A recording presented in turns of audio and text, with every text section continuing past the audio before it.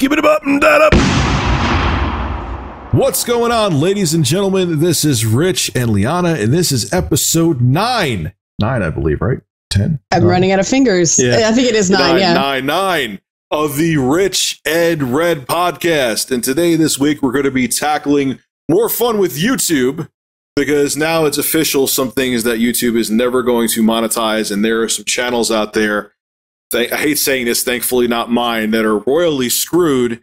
And we're going to be talking about E3. But before we get into that, as always, I just want to discuss why we have a Patreon real quick. The reason we have it is that we are hoping that we can remain, if I could talk today, sponsor free on the Rich and Red podcast. And what you're looking to do is, for $1 a month, we give you some cool stuff. For $1 a month, if you actually help us out on the Patreon, you get access to an early version of the video form of the podcast. You get a week early access to that. And on top of it, too, the format may change, but right now you get access to a high-quality downloadable MP3. So you can put it on whatever device you want to put it on. There's no DRM with it. You can just throw every episode of the podcast wherever you want to. We're also on Google Play Music, though, and iTunes and Podbean. I'd like to get us on I forgot what the hell it's called. I don't know right now, but there's another place I'd like to get us on that's really popular, too. But right now, we have to get some more views beforehand before we go on there. But anyway, today is going to be an interesting little discussion. We're going to be talking plenty about gaming this week for everyone who wants to hear about gaming, because E3 is coming up, and I am on a quest to get a golden PS4. Yeah, what is this thing? I'd never even heard of this before you brought it up. They're making a gold. It's gold. It's a slim PS4. It's not even the Pro. It's just gold? Yes. It is just gold. The controller's gold, and I'm going to have a golden cucumber with my unboxing. So there's actually going to be a little teaser video for you guys who on my YouTube channels. If you're watching this and you're either a patron, or if you're watching on the if you're just listening to the podcast, you're getting a heads up for anyone else. It's going to involve a golden cucumber. I'm actually going with my fiance, and Friday we're going to go over God's green earth and try to find it, because it's a limited release. I called up my GameStop, and no one even knows about it. And they would be the first ones to know. And I actually talked to the manager that usually, what's up? But other than the color, what does it do? It looks sexy. It's gold. It's shiny. You're buying C-3PO. I don't know. It doesn't really do anything. It's not the Pro. It's cheaper. It's for for E3 week. It's $250. So you're getting a 1 terabyte. Slim PS3 or PS3. Holy shit! What planet? What era am I in? PS4. For $50 less, and it's gold, so you can impress your friends and you can impress the ladies too. So, yeah. I thought it would be something fun to unbox. It's a way for some people. I have now become the meme where I don't beat the meme to death. I only do it with unboxings. Is when I unbox something, there's always a cucumber involved somehow. I had a cucumber version of Donald Trump beat the shit out of me in one of my videos one time. Actually, ironically, when I unboxed the PS4 Slim when that first came out, so you look forward to that. That's where that came from, Liana. By the way, the gold PS4. The cucumber. Yes. Okay. I ordered a plastic cucumber because I realized spray painting a actual cucumber wouldn't work out too well. And yeah. Anyway, well, we're getting a whole salad going now, because some people online are referring to me as based cabbage because based cabbage because I was playing DOAX Fortune on a stream, and the girl I was playing, Helen, got gifted a cabbage by the owner of the island, and I'm like, why a whole cabbage? What? So I had her eat it, and then every one of those perfect spike concussive blast became an absolutely hilarious fart joke. And so cabbage just made DOAX so much better in ways that I don't think the developers intended. And so now my spirit vegetable is the cabbage to your cucumber, whatever that means. Well, cabbage is tasty too, man. Cabbage is tasty. Cabbage on St. Patrick's Day. I don't know if you guys actually don't celebrate that up in Canada, do you? Corned beef and cabbage. Oh, St. Patrick's Day is huge. And I go into pubs and it's big. It's big in pretty much everything is big in Toronto because we have so many different cultures. Although Oktoberfest is a lot bigger in Kitchener, which is about 2 hours like that away. God, so, you just made me think of Sam Adams beer saying Oktoberfest. I love their Oktoberfest. I'm not even a big beer drinker anymore, but now I want to go get like a 12-pack of that and guzzle like Gatorade. Gatorade. That's what it sounds like after you've guzzled a 6-pack of Sam Adams Oktoberfest. It's so good. I don't know if you drink beer, but very rarely. Me too nowadays, man. I used to be a big lush back in the man. Talk about, oh my God, I'm playing a video of myself by accident. Back in the day, all going to hell. The vegetables are revolting. The vegetables are taking us over. Yeah, I used to be a lush back in the day, but yeah, now it's like 2 beers and I could fall asleep. That's because I'm an old friggin' fart. Because you have responsibilities. Yeah, responsibilities, and it just puts me to sleep too. Yeah. And so what's going on with you and YouTube? So what's going on with me and YouTube? Oh, yeah. What's going on with me and YouTube? What are you referring to? So I know what we're talking about. Well, we were going to talk about this. Okay. And I know, like, I've been getting all these emails from companies I subscribe to. They're mainly alternative news sources, stuff like David Backman and things like that. Guys, I failed miserably. Hold on one second. I failed miserably. Liana was doing a very smooth transition, and I screwed. I like that was like an F- that I got on that one. But that's all right. That's all right. But yeah, I've been getting a lot of emails saying, if you have any money to spend, some of these alt news sites or interview sites. I mean, I consider Dave Rubin long form interview, not news, but they've all been getting slammed by, Admageddon or the adpocalypse, as people are calling it, over on YouTube. And I never relied very much on YouTube advertising to begin with, because I always thought it was very tenuous, but you did for years. So what the heck is going on? Well, I am not getting hit as hard as we've talked about this before, as like political channels or like prank channels. Anyone who does something insanely controversial, you basically had the rug financially swept, out from under you. But now YouTube has made it official. I don't see the date on here, but this is something that advertiser-friendly content guidelines. They've basically made it black and white now as to what can be monetized and what can't be monetized. And the first one here is the big one, because if you're a fan of any independent news channel on YouTube, whether it's conservative or progressive, doesn't matter. Anybody. Doesn't matter what side of the fence you're on. More than likely, unless they have major backing from somebody, it's over for them. It's done. I'm going to read it to you right now. This is coming right from YouTube's support.google.com. Controversial issues and sensitive events. Video content that features or focuses on sensitive topics or events, including but not limited to war, politic conflicts, terrorism or extremism, death and tragedy, sexual abuse, even if graphic imagery is not shown. That's huge. Is generally not eligible for ads. For example, videos about recent tragedies, even if presented for news or documentary purposes, that is insane. May not be eligible for advertising given the subject matter. So basically now they're saying that if you're an independent news site, you cannot make money on our website anymore. And you know what's extra bullshit about that? They just ran an op-ed on the CNN website, where most of the good stuff on CNN actually goes. They don't put it on their broadcast, the same 6 stories, but they actually ran an article from a respected counterterrorism expert who said that basically the only way to combat bad ideas on the internet is with good ideas on the internet. And YouTube has just demonetized all the good ideas. Every one of them. What bothers me the most about this is maybe even more than watching other tech channels. Okay. I watch independent news. I watch various, whether, I try to watch a whole bunch of different stuff to really get the full story. I'll even, if I want to watch, an ape dance with his shirt off, I'll watch Alex Jones. I didn't know where that was going. Now I do. Okay. Lord, she was like, wait a second. Is he talking about porn? I hope not. I was thinking animal videos. I'm like, what does that have to? Oh, okay. Wait, animal, because to some people that's porn, Liana. I went literal, an ape dancing without a shirt. Okay, yeah, but now I am back on track. And there's something bigger than with this. I'll talk about in a second. It's done. It's over. They literally, like a light switch went off.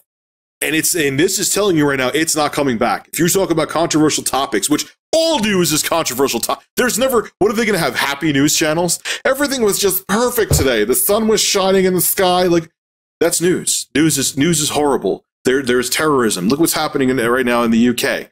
News is horrible 98% of the time. This is going to consolidate Facebook as the source of online news, which is terrifying to me because Facebook is not very good at distinguishing the real news from the fake fucking news. From the propaganda, which people are calling fake news. And I wish people would stop calling it that because it's not fake news. It's propaganda. It's attempting to warp people's perspective for a specific reason, whether that is financial or political or whatever. It is propaganda.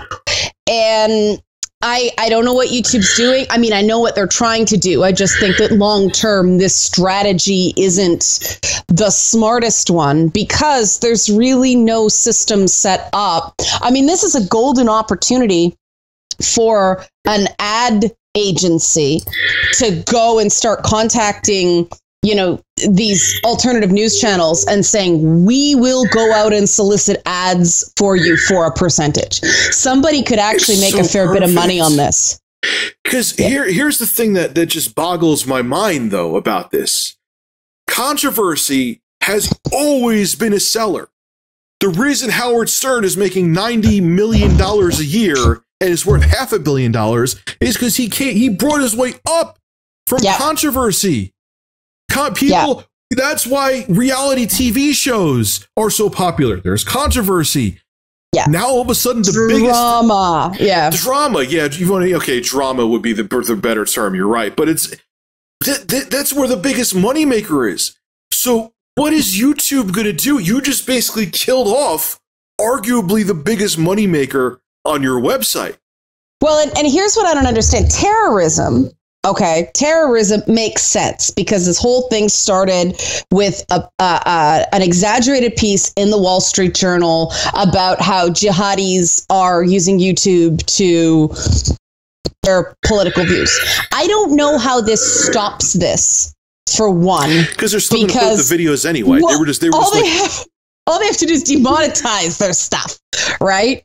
But also, what does sexual assault have to do with it? I mean, that's the thing that hit me was anything I did interviewing this group I work with who is trying to get the untested rape kits tested. And they started in Tennessee, but they branched out into California and all these different places. So me interviewing them is not considered advertiser friendly. I can't think of a more worthwhile story, financially support. Well, it's a bunch of people trying to make the world less shitty for others based on their own shitty experiences. I think this is stuff that advertisers should be absolutely saying, we want to support this. I'm not glorifying it. I'm not being glib about it. I am just letting people tell their stories and talk about what's going on. Now, you can argue this stuff. It seems to be a crapshoot because I just appeal everything. When I notice a video has been demonetized, I automatically just appeal it. Sometimes it gets reversed. Sometimes it doesn't. And they never tell me why. So I can never figure out what side of the line, where's the line and how do I stay on the right side of it kind of thing. And this is gross because part of the power of the internet is in places where they don't have female friendly news. The internet has been a real way that they've got awareness of what's going on in these countries. And you're just giving more power to local governments that aren't necessarily the best for their people by doing this. And some would say that's not YouTube's problem, but why do are advertisers spooked by this stuff? I don't get the secondary connections. Terrorism, I kind of get, but this other stuff. If you're like Kyle Kuklinski from Secular Talk, and you're talking about terrorism and condemning it, why should Kyle Kuklinski be demonetized and financially punished, basically? You know, and people are like, oh, advertisers can do what they want to, it's not punishment. But whatever, if he can't make a living by talking about the news and what's going on in the world the way it is, he's not sitting there spreading ISIS propaganda. He's just saying, this happened in London, it was terrible, this should be done to prevent it. That can't be monetized?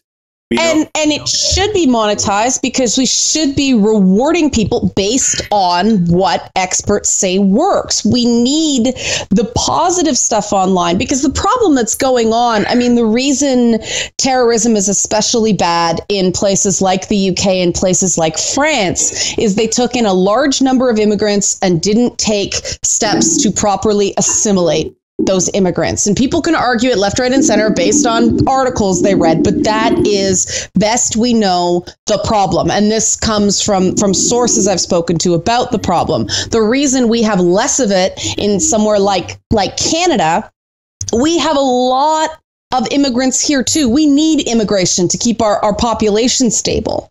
But the people here have assimilated much better. And that doesn't just mean culturally, that means economically and socially.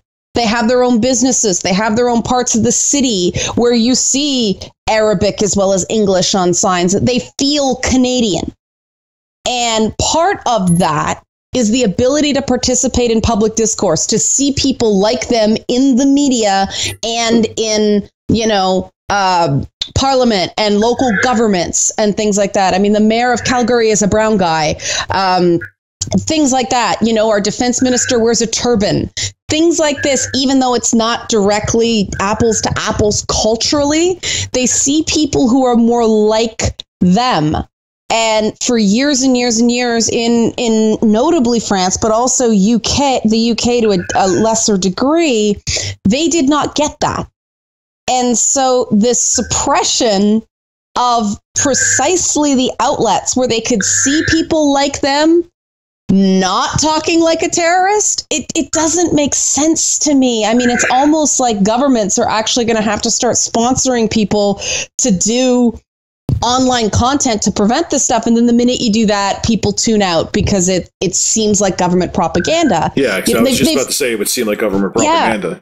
They've made the problem worse through these decisions. And I think all it's going to do is weaken it, because this is something there is a need for. And do you remember when MySpace was the dominant social media platform? Yeah. Yeah, me too. The reason Facebook has continued to dominate, even though nobody especially seems to like it, is when people come up with a good idea, Facebook copies it. And so you can have the Snapchat style experience on Facebook. You can have the YouTube style experience on Facebook. You can have all these things on Facebook. And so people stay on Facebook. It's like the Microsoft Windows of social media. You may not like it, but it does basically everything you need. Precisely, but with the attitude of something less horrible than Windows. I mean, attitudinally, Google is turning into Windows. They're the company of no. And they're all stick, no carrot. And of all the companies, Google, they were supposed to be, the great hope for free thought and free enterprise online. But it's just, you get big enough and all of a sudden that bottom line starts to matter so much. I guess search is not enough for Google anymore. It's not enough to own search. There's some crazy statistic about like 80% of all online revenue is sucked up by Google and Facebook. Holy shit. Yeah. Holy that's shit. Insane. Yeah. That's almost all of it. Yeah. And so those are the two big monetized portals. I don't know why Google would, because I mean, this happened to the live stream show we do on Thursdays. YouTube fucked us around on live streaming based on the software we use. So we just switched over to Facebook, and we found out that for live, Facebook has a lot to recommend it. So we just never went back to YouTube for live stuff. We uploaded after the fact, but that live experience happens on Facebook. And that's the only thing I can see really happening with this ad situation is those big players, those news services they're just going to start doing Facebook video instead of YouTube. It's really short-sighted, but it seems to go beyond news. Is it YouTube doing that, or is it the advertisers forcing them to do that? Because if the same advertisers are working with Facebook, they're going to run away from that too. Well, the advertisers are saying do something on YouTube. YouTube chose to do too much. YouTube was YouTube did like a blanket carpet bomb, man. They napalmed the whole system. They were so scared to lose that I think they went overzealous. It looks like panic to me. They are not negotiating from a position of strength, and that's entirely on YouTube for doing it the way they did. I think they should grant some of those bigger news channels some sort of trusted partner status, and so they're exempt from that stuff. I understand that they don't want every Yahoo out there with a camera talking about sensitive subject matter. I am fine with that. They have the right to curate their content. Yeah. And they have the right to maintain a certain quality standard. But especially with YouTube Red being what it is, why the heck don't they use that, additional tier to bring some of these very successful news programs into something that has a bit more quality control, like almost a quasi, somewhere half sort of between a news network and a multi-channel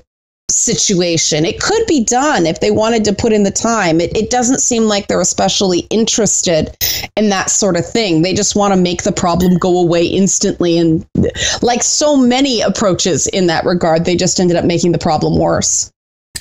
And there's another issue, and I think it's even bigger than what I just mentioned. Yes, it's absolutely terrible that a bunch of independent news channels that are reputable had the financial rug swept out from under them. Yeah. But even if I said this on Twitter, I made actually a short little video talking about it on Twitter. Now, this actually happened to Phil DeFranco. He had a number one on trending, where he's CNN exposed faking news and staging protests, or is there more to the story? Okay. And he put on Twitter, he posted these, he wrote, "It looks like we were number one trending on YouTube, but then YouTube knocked us off trending because they demonetized the video." Cool. You understand what's going on there, right? YouTube, it's in their best financial interest to only push forward videos, to put videos to the forefront that they can make money off of. Right. Okay. So say you're an independent channel and you just started up, you have no name, you just want to get your name out there and you don't care about the money. You could care if you don't make $1 off of it. Guess what's not going to happen to you unless you catch a lucky break where someone posts your video on some viral thread on Reddit or something like that? You're not going to get seen. You're not going to get seen. Yeah. Now it's funny. Monday Matt, love you to death, brother, but you weren't. He's like, "Oh, Rich, you don't get it. They'll just do Patreon. Let's do this." I'm like, "But Matt, if no one knows who they are, who's going to support their Patreon? If no one knows they even exist, so what's going to happen?" And it's kind of understandable. In a weird way, I'm also defending YouTube because if I can't make money off the video, it's not in their best interest. They have servers to run. They have to make YouTube profitable. They have people to pay. They have employees. If a video is a controversial topic, even if the intentions of the person doing the video are noble and they can't monetize the video, YouTube's not going to endorse it. They're not going to push it forward in their search rankings. Even if you don't want to make money off of your channel, just like look at Phil DeFranco. His video got taken off of trending, even though it was trending. Because YouTube's like, we don't want this trending. We have to pay for servers. We're taking it off, Phil. Sorry. Yeah. So that's the other thing, too. It's going to have a cooling effect on even people who don't care about making money on YouTube. And that's what people, because everyone always goes to be, "Oh, Rich, you're just worried about the money. You're worried about the money." Well, guess what? This is my livelihood. So, yeah, cat's out of the bag. I'm worried about the money. But for people even who don't care about the money, who maybe just want to use it as a platform to get their voice out there, they're screwed. And this is what people... And if people aren't doing it for the money, they're doing it for either ego, which you don't want or people are doing it because they want to propagandize extremist political views. I think of those three selfish drivers, the money one is actually the most noble. Yeah. Yeah. I mean, admittedly, I always say this. I started YouTube because I was laid off and bored and it was fun. Okay. Yeah. Never expected it to go where it is. And that's my true story. But yes, you are right. You know, I mean, I'm sure there are people out there who truly just want to discuss politics or whatever the case may be. And at least they feel their purpose is noble or their purpose is noble. But even if, like you say, like, you know, I don't even want to get any money off of YouTube. I want to start my own thing, maybe on my own website, and use YouTube as a platform to jump off from. You can't even do that anymore. No, you can't. So even if you want to, even if you don't care about making a single penny off of YouTube and you just want to use it as a networking platform, you may not even be able to do that. Yeah, about all it's good for now for people like that is free video hosting. Yeah. Yeah. And the thing about, and that may be in the end what kills YouTube, because if no one has a chance of ever growing on the website ever, where's going to be the next PewDiePie? Who's going to be the next, God forbid me, who's going to be the next, you know, Phil DeFranco, or who's going to be the next whoever, whatever the case may be. And I'm not saying I'm putting myself on their level. I'm sure people are going to say in the comment section, I'm not, but I'm just saying. But also, who's going to be the first type of voice that hasn't been discovered yet? I mean, that too. Yes. Yeah, who aren't the usual suspects, right? The thing that, you know, backing up your point, the thing that they always tell you when you're trying to decide on what video service to use, because there are others. I mean, Dailymotion, Vimeo, things like that. The thing about YouTube is discoverability. That's its main benefit. And if demonetized videos rank lower in discoverability, the purpose of YouTube goes away. Yeah. So, and what happened to Phil DeFranco is showing that is what is going to happen. If they can't make money off of your video, they're going to pull it off of trending. They're going to put it to where it's going to get 5 views on YouTube if you're lucky, and 4 of those views are probably your grandmother. You know what I'm saying? Like, it's YouTube. I really think that YouTube is the Titanic, and I think it hit the iceberg, and I don't think they could keep the water from going on the ship. I don't really. It's not going to happen overnight. It's not like we're going to wake up tomorrow and magically VidMe is going to take over. Or Twitch, because I know Twitch is doing more with video on demand now because they're smart. I also hinted to some people working there that would be a very good idea. But that's cool. I think, because I'm like, right now would be the perfect, because Twitch is owned by Amazon. Amazon is not as big as Google, but really damn big. So they can hold this down. And you see your biggest competitor right now is going through turmoil. It may be in your best interest to capitalize on that, just saying. You know. Well, Amazon's revenue model is also completely different from Google's. And this is why I think you're on to something here, because the way Amazon Prime makes its money through its videos is subscriptions. Well, YouTube they want you to buy Prime. Now. Yeah, but right? Amazon has that. Well, it also has that built-in, I get free 2-day shipping and all these preferential pricing, and all they've used what they do well, which is shopping. But the Prime membership also gets you all this content, and they've invested in original content. And so because Netflix shut its doors completely unless you have a literary agent, and that's seriously what they did. We only work with people we worked with before or recognize literary agents. So they're basically looking for adapted stuff. So Netflix has closed its doors and YouTube is taking on water. And I think what they were intending to do is just shut that bulkhead door so the rest of the sub doesn't sink. But that's not what they did. They basically punched another hole, right? Amazon is sitting really pretty right now because the player's decent. Their browsing is gorgeous. Their interface is way nicer than YouTube's. And it's pay one price. I can get all this content and improve my online shopping experience. I don't see a downside to this, whatever it is, $99 a year. And that may not seem like much compared to all the ad revenue that YouTube is bringing in. But this is the model that grew premium cable, things like ESPN, HBO, Showtime, AMC, stuff like that. The benefit to it is it's stable. And yes. I think there are a lot of content creators that are quite interested in the stability that a model like Amazon's would offer, even if it meant a little less money in the short term. Because a stable business model is always a good thing. So I think you're right. I think that Amazon is probably the best position right now, because Facebook, the problem with video on Facebook is it's great live, but then it's gone. How do you find it? You know, it's not discoverable. Their search engine for looking for videos on Facebook is atrocious. Yes. Yeah, it's awful. So I think you nailed it. I think Amazon is the one to watch now.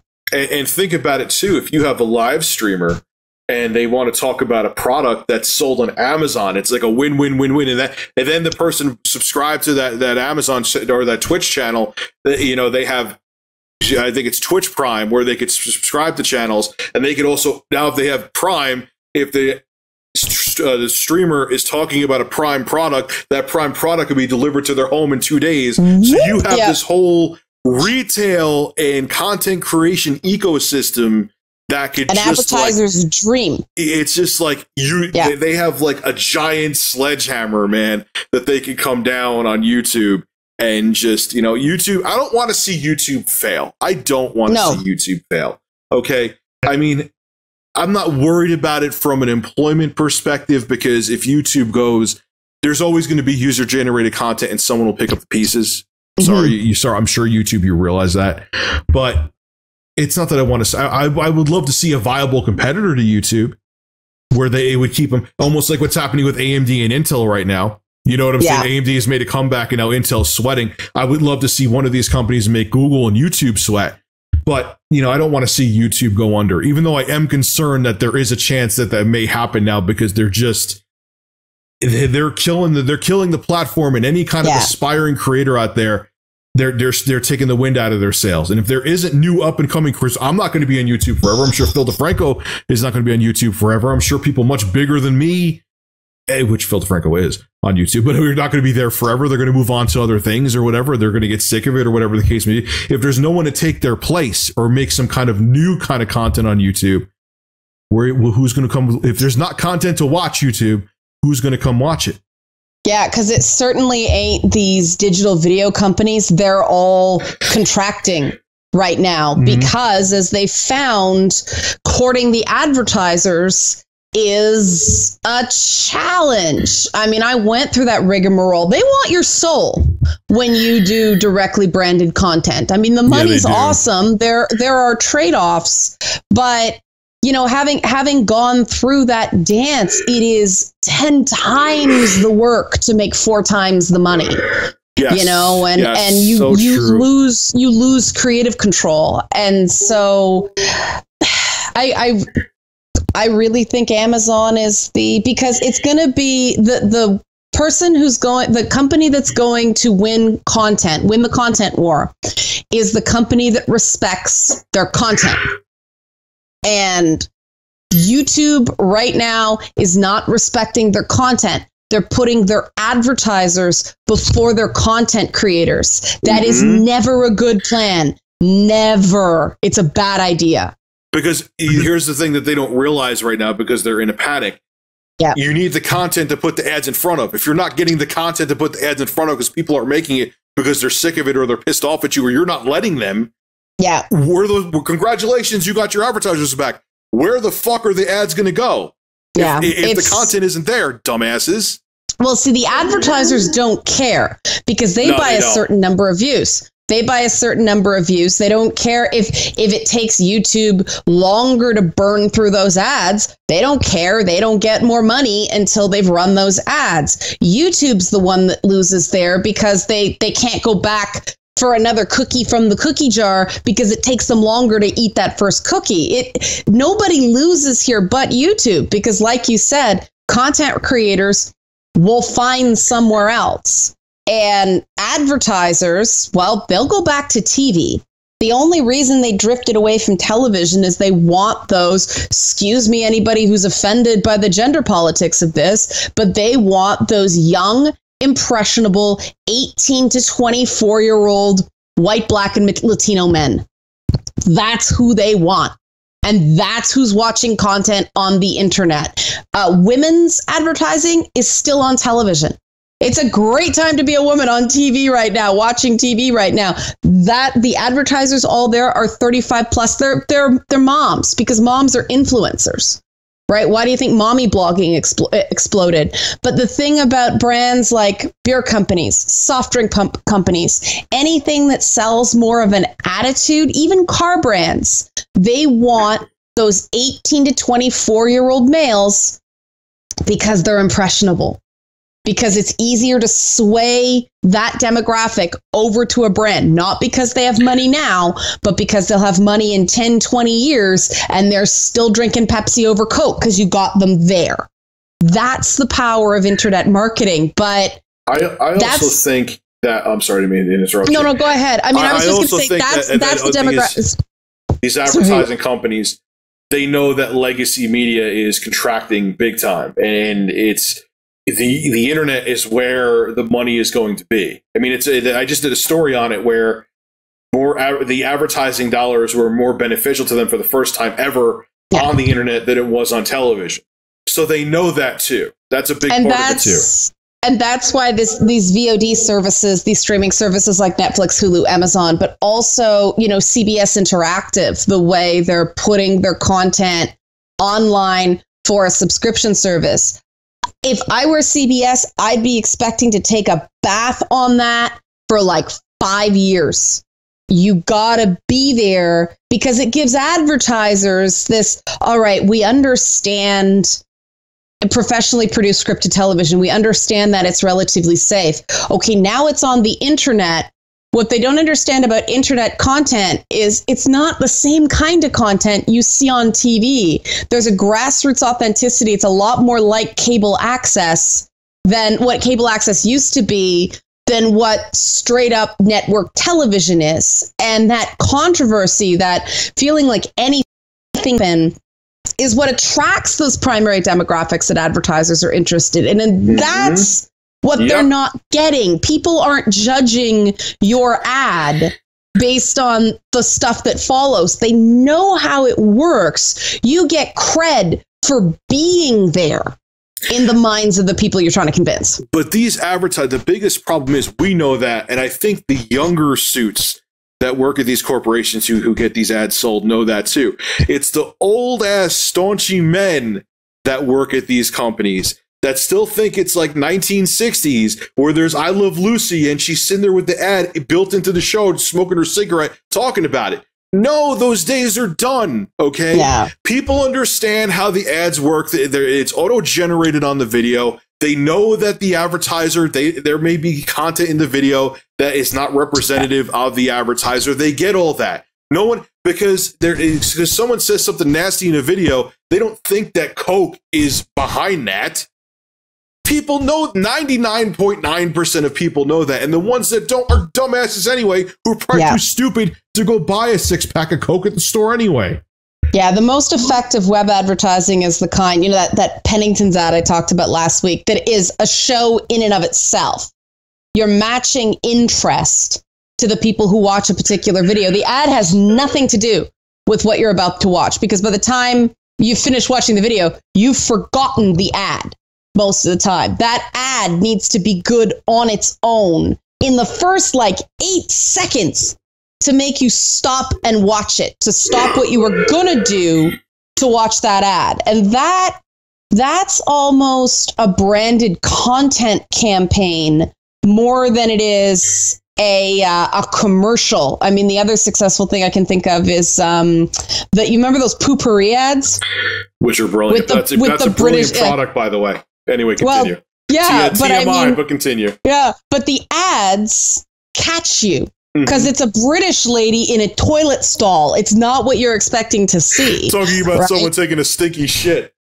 Yeah, and what was the other one? It's a toilet paper ad where she was going about a clean bum. Those are the ones that stop you and you want to watch the commercial for sheer entertainment value. The one that gets me that's a more traditional ad is that dairy milk commercial with all the dancing little aliens.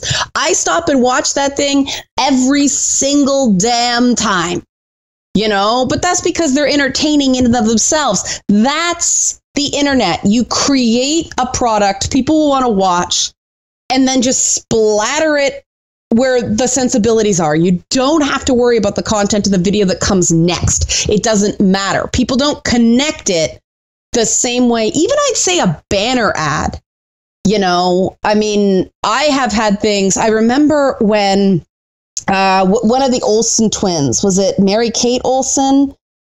Finally, people realized, that she was anorexic. And yeah, that took them quite a while too, which I'm like, yeah, I could have told you that from a while ago, but okay. Well, exactly. But I remember reading stories about that. And then in the corner right next to the thing was a diet ad. And I actually did take screen caps and go, really? Because it's just, that's the automated system not having common sense and going, hey, do you need to lose weight? I don't think that she does. I think this is a real bad time for that ad. But that's the thing, though. People know that, though. They know it's not common sense. It was because it was right next. I was seeing it simultaneously. YouTube ads aren't like that. They play it. It gets out of your way. You recognize that this is how people pay to make their content. It isn't side by side. It's one after the other. It's consecutive. So people separate. So yeah, you're right. That's right. So people separate. Yeah. So they know, okay, that ad from Pepsi has nothing to do with this person. That's right. I think we're going to end up going back to marketers aren't even going to produce their own ads. We mentioned Stern earlier. He does this. They just give him the text to read, and he reads it in his commercial time. So he pre-records it and reads it. Tommy John is one of his advertisers. I love Stern. I still listen to Stern. We got satellite radio in the car to listen to Stern. And he reads it.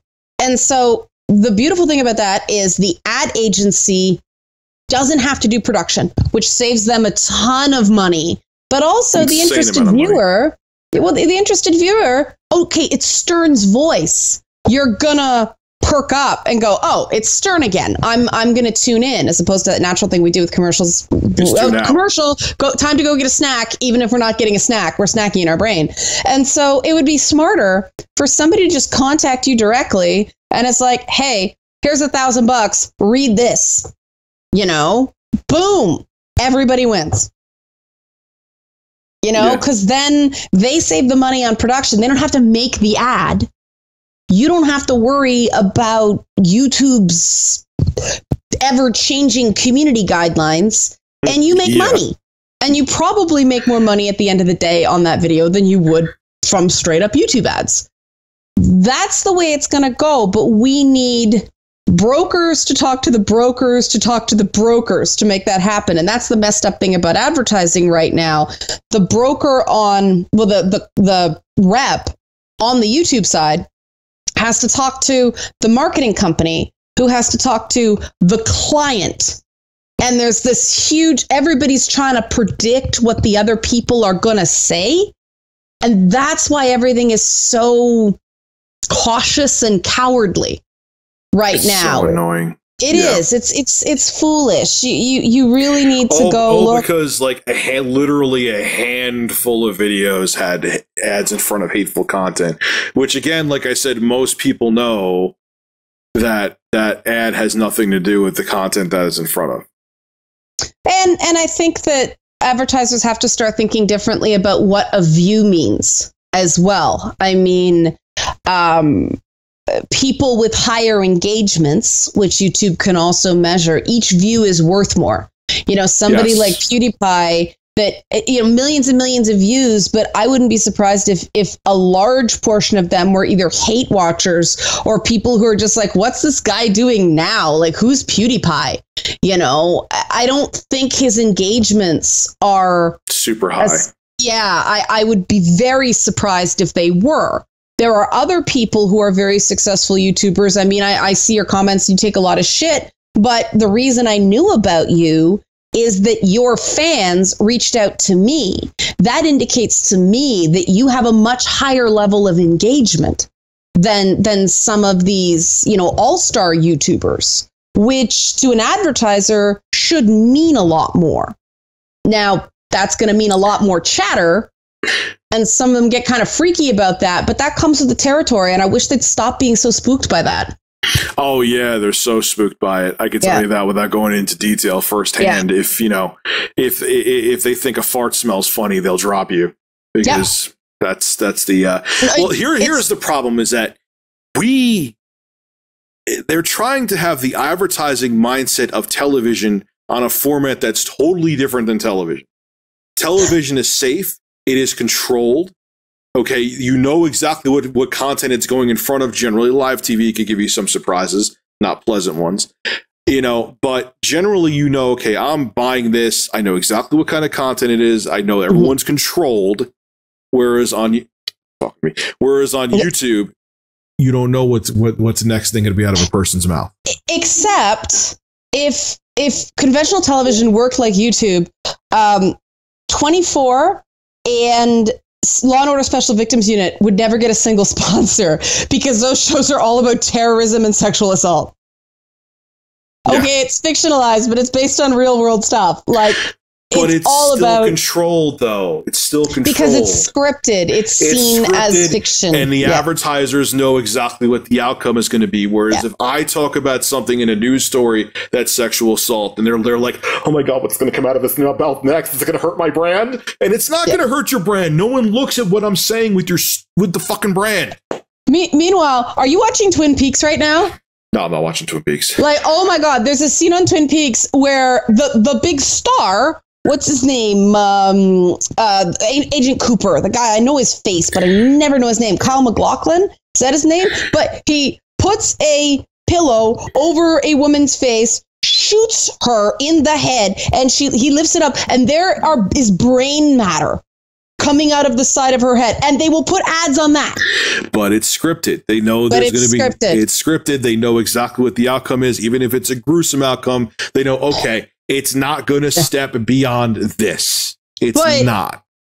I'm sitting here going, I don't think it's better that you know that's going to happen. I think at least an advertiser has some plausible deniability that if PewDiePie does something insane, they didn't know it was going to happen. On Twin Peaks, yay! He blew her brains out of it. I feel so good about buying Coke now. But that's the old world mentality of the old men in suits that work there.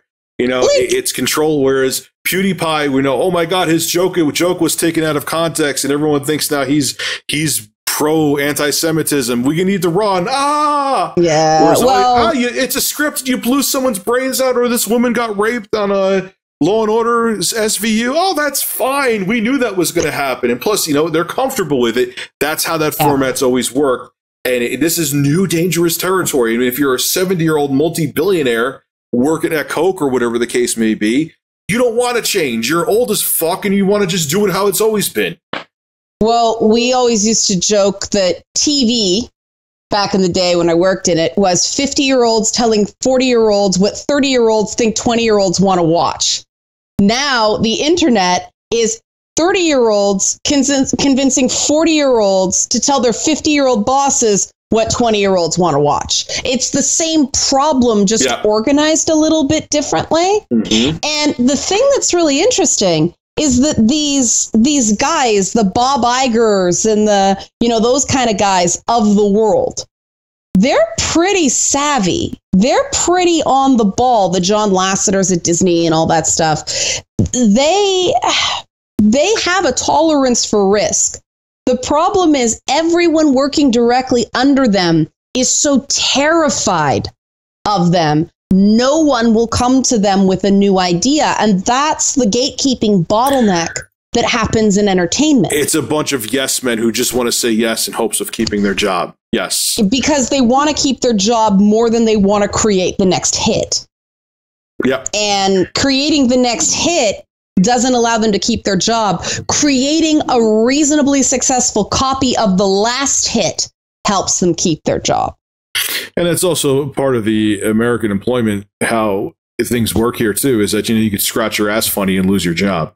That's part of the problem too. That's a whole other can of worms we're not going to go into. But that's part of the problem too, is that, there's no job security. So you have everyone freaking the hell out. And like, I'd rather just yes you to death and make you seem like a genius so long as I keep getting a check. See, I know that's fighting words in some quarters, that whole right to work, anti-union sentiment. But I agree with you. Fear does not create good ideas. No. Fear creates lack of ideas because everyone's afraid to give new ideas because they'd rather stay employed than be innovative. That's right. And you don't want that. You want the good ideas, but good ideas require risk. And, it used to be back in the day that television made so many pilots that, hey, a couple of them were massive hits. And so, all these other pilots, it didn't see so much, oh, well, they still made money at the end of the day. But then the writer's strike happened and they realized, oh, wow, we don't need to make as many pilots. We just have to be more targeted with the pilots we greenlight. And that's part of the reason everything's a fucking procedural. Because they know that format works. They know that will maintain something of an audience. So that's what they greenlight. But now they make fewer pilots. And so there's fewer opportunities. And it'll widen eventually again once this whole reality cable TV contraction. Craze, well, the shrinking of the subscription base on cable because people are cord cutting. Once that shakes out, they will start innovating again. The same way music sucked for a really long time until they got their shit sorted out. And then it started, then major record companies started making really interesting stuff again. Adele came along and everybody went, whoa, a good album, right? It happens. These industries, they contract and they expand and they contract and they expand and they never end up being what they were. But you can't play not to lose. You have to play to win. You know what I'm saying? Like, it's a very different mindset. It is a very different mindset. And speaking of, this is a terrible transition, but it's a totally different subject. This is actually a really good transition. Well, yeah, actually it kind of is in a way. Yeah. E3's coming up. And everybody's playing not to lose. Everyone is, speaking of playing it safe, yes, actually, now I see where it's a good transition. Yeah, it took me a minute. Yeah. See, you need to trust your feelings, Rich. First off, they're starting it on the 10th, which is a weekend, right? That's actually Saturday. What the hell is up with that? It's the pre-E3 play press conference because E3 likes nothing better than to feed everybody else in gaming an epic mouthful of shit and claim it's chocolate. Like, yeah. I tried to be supportive of E3. I can't anymore. They have fucked people around way too much. They fucked their consumers. They fucked the press. They fucked third parties. They fucked the developers that work for them. Like, E3 is just this big orgy of ass fucking with no wet naps. Like, it's just Saturday. That's great for the minority of fans directly in the LA area. Mm-hmm. For everybody else, you've given them a reason not to care. We know that people don't consume as much online content on a Saturday. No, they're out and about. Most people are out and about doing shit, yes. Yeah, it's horribly stupid. That is to create a lot of the stuff about E3 is creating a sales tape they can run in September when their pre-holiday launch starts, right? So they can run this tape of all these people in that space they took out right in front of right near the Staples Center in that LA Live area. They can show the lines and all this stuff. Oh, wow, EA, so awesome. But you look at their lineup and it's a bunch. It's the sports is carrying them. It's going to be a lot of Star Wars this year. I can almost guarantee you. You might not even see some Not that I'm against Battlefront 2, but stop. Well, okay, I'm not against it if they fixed the issues with Battlefront, right? It was a hollow candy covered turd. Yeah, you were buying a license extension. You were not buying a really great game.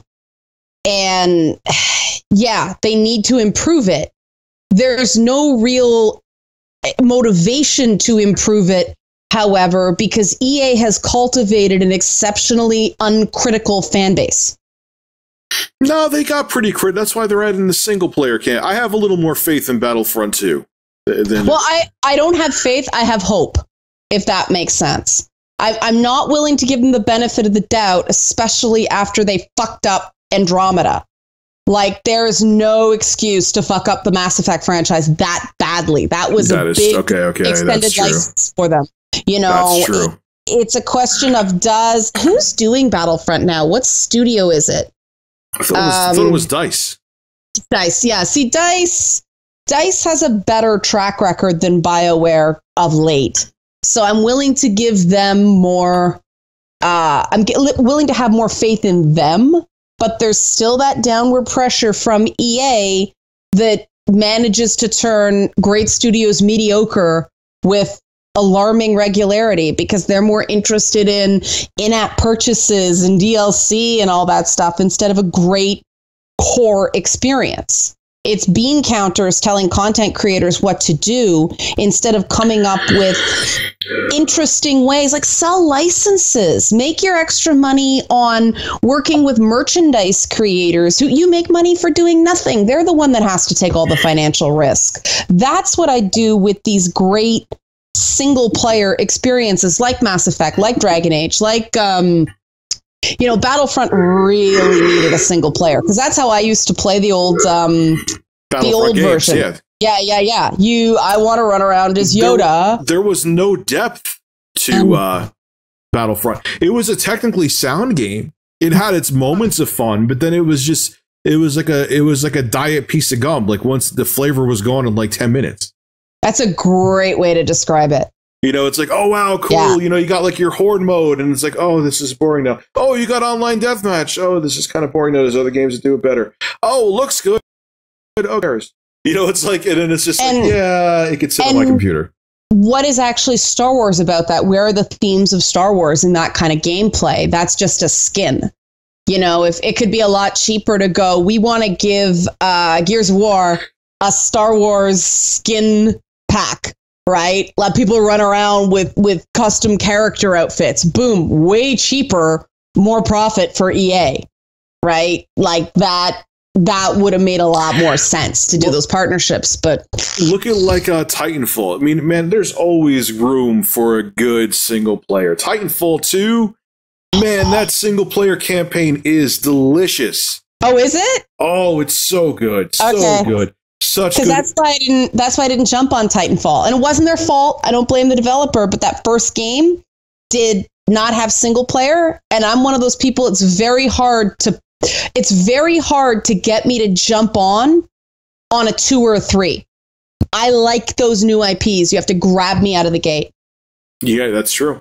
That's true. Yeah, I would recommend picking up Titanfall 2. Trust me, you'll love it. Do you need to know? Because I played a little bit of the other problem is you could have never touched the first one ever, and you will be fine with Titanfall 2. The getting into the Titans, that rotation animation actually made me sick. Like it gave me motion sickness. That barrel roll. The camera does. So does it do that? See, I haven't personally noticed it because it didn't bother me, but yeah. But yeah, a good single player campaign, I don't care what anybody says. There's nothing better than a good single player campaign. That's what turned me off the Street Fighter 5 too. They didn't have a normal arcade mode in it. Yep. I guess it's not a single player, but it is. I mean, that's what I grew up on, man, with Street Fighter. On the Super Nintendo. Arcade mode. Yeah, you would have a friend over, you'd verse them 2-player, which back then I was actually good at fighting games and I would kick their ass. But the single player was it, man. And you don't have the arcade mode. It's the same thing. Yeah, that feeling of just climbing up the ranks, of getting closer and closer and closer to that, final. There's just something, and moving around the map. And I still think Mortal Kombat, those towers. There's something so dramatic about that it just, good point. There's something to it. There is a psychology, and to me, I can't invest in a multiplayer. This is what kind of put me off. I shouldn't say put me off of Overwatch, but didn't grab me on Overwatch. Is the single player is what makes me invest in the world, so that I enjoy playing the multiplayer.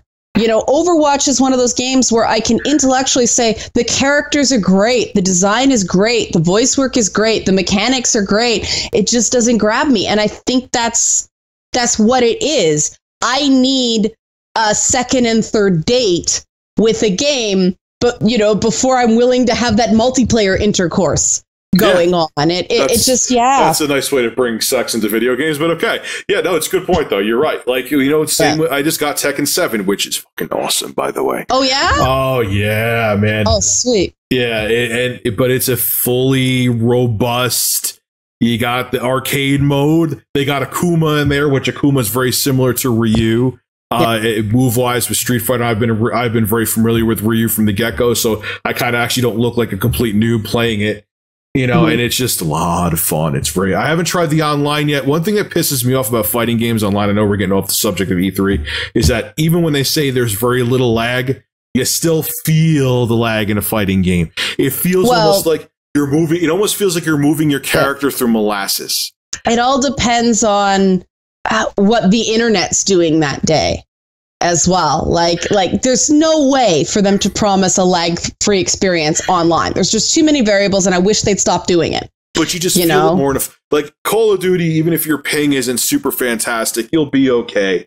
You know, I mean, it sucks, but it's not the same. Whereas with a fighting game where every single move needs to be right on time, if it's off by a millisecond, man, you feel like you're moving like this. It's just, I guess that's true, right? Because there is a bit of that, for lack of a better term, swishy feeling on console shooters anyway. Yes. That just sort of like, there is sort of that, it takes a minute to get going no matter what you do. So you sort of adapt to it, where, a fighting game, if something doesn't happen the minute you push that button, your combo, you would push that button. Your combo flow gets disrupted. Your kind of rhythm gets put off. That's been a lot of my thing about combos. Is I got to get that muscle memory. Like, it's got to feel right. I can't be thinking about it. Yes, that's so true, man. Especially when you're trying to do a Hadouken or something like that, or blocking. Blocking. I need, as soon as I hit that back button, I need to be blocking. I can't wait for the internet to go, okay, now you're blocking. No, internet, fuck you. I need to be blocking now. And that's the thing. Like, that's where I give DSP Gaming a little bit of credit. I said that. Whoa, but that's his thing. That's his thing. But no, people give him flack. He's like, whenever he plays fighting games online, he always blames the connection, which I'm sure I don't know. I mean, I'm not there to know what's really going on. I'm sure there's a couple times where, he's actually just blaming the connection. He got his ass whooped. But I know there are times like, wait, I'm going to sound like him for a second, guys. I'm pressing the fucking button and it's not doing what I'm saying it to. I know I'm looking at the controller and the guy on the screen is not doing what he would normally do if I was playing offline arcade mode. So that's the kind of, like, they need to figure out a way, I guess, I don't know, until the internet becomes like, maybe, what are we, Internet 3.0 now? Maybe Internet 4.0? You know, where there's no lag, because, man, in fighting games, you feel it. But from what I hear, for a fighting game online, it's one of the best ones right now that they really figured out the internet on it. But then the Japanese developers are really going back to basics in a way I like. And ironic, the internet heard us talking about it. I'm getting a connection problem. Okay, it's gone now. Japanese developers are really going back to basics in a way I'm really loving right now. They're creating these experiences that feel like the games I grew up with. They're difficult. First of all, there's no guarantee you'll be able to just whiff your way through the main campaign. They're innovative. Sometimes they're very solitary. I like that fighting games are coming back, but also those old... and selling well, too. Tekken 7's been like one of the best-selling Tekkens in like quite a while. I think since like Tekken... I could be wrong about this. Since Tekken 2. And if that's true, that's a big deal. Yeah, that is a big deal, because Tekken was my game before Soul Calibur. It's funny, Mortal Kombat kind of, I do too, but that's a game where you combo break with a perfectly timed block. So when you're talking about blocking, yeah, there you go. There's zero room for latency there, man. Yeah, but also you have to be so good to play online on Soul Calibur. There are some good. I just watch good fighting game players in awe. Shooter players, I kind of understand. I kind of look at them and go, if I really wanted to put in the time, I could do that. But professional fighting game players, man, that's magic. Those guys are so damn good. It's inhuman, the reaction time there. It's astounding. It's a heck of a thing to watch. And Tekken was certainly the first 3D fighting game I ever played. I remember, we're going real off subject now, but who cares? This is interesting. I remember hearing about Castlevania Symphony of the Night. Because here's the thing, I was like all about the N64 because it was so advanced and blah, blah, blah, blah, blah. I didn't even think about the PlayStation. It was actually the N64. I went through another gaming hiatus when I was like a tween to an early teen. And then I saw the N64 and I went full boner because I saw Mario 64. And I was like, that brought me back into gaming because Mario 64 to this day is still absolutely amazing. And then I'm also a big Castlevania head. It's one of my favorite if not my favorite franchise of all time. And I found out they're coming out with Symphony of the Night for the PlayStation, and it's going to be this huge open-isk world. It's Metroidvania, but it's still kind of open world game. And I flipped out. And I remember renting a PlayStation, the original one. I was about to say PlayStation 2, but no, the original PlayStation from Blockbuster. Blockbuster. And one of the games I got to rent with it was Tekken 2. Nice. So, it's kind of weird to go back. It's almost like going full circle. But yeah, that was the game that got me on board with PlayStation. Well, in Castlevania Symphony. Yeah, I don't know where I was going with that, but it's an excellent game. See, these franchises matter. And this actually ties back into one of the things that I hold out hope for, but I'm not holding too much hope that some of these abandoned franchises will start making comebacks again. Yes. Just because so many people who are new to gaming, there's all these players who knew not some of these classic franchises, even some franchises that bigger. And the Tomb Raider of today is not the Tomb Raider of old. It's not, but that's the point. They rebooted it in the right way. Yeah. And I'm sure Fear, I'm telling you, bring back Fear, man. Properly, yes. Fear could be awesome. Fear could be absolutely awesome. The one I want to see, and probably won't see it this year, but I want to see Alan Wake come back finally. I think this would be the year to announce it because of the Twin Peaks revival. And it's so inspired by Twin Peaks. I didn't even think of that. Even if they have a little teaser like coming, now's the time to grab people on that so they can get in and play the old game. But they made them do that Quantum Break thing instead, which was a good idea, ruined by the no, it's a game, no, it's a show, stop, you're both wrong format.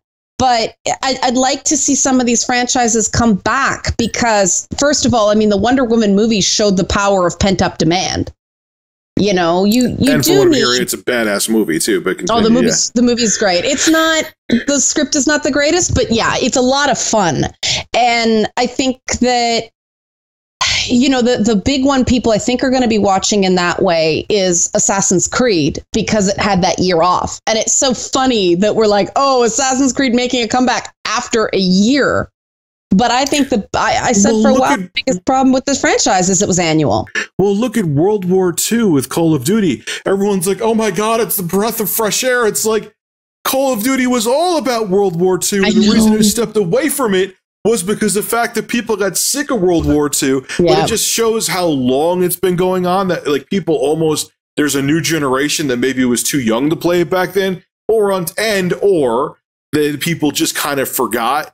And even if they didn't forget, it's like, you know what? Now's the right time to go back. So it's those three camps combined that everyone's like, World War II. I'd love to see Dead Space make a comeback too.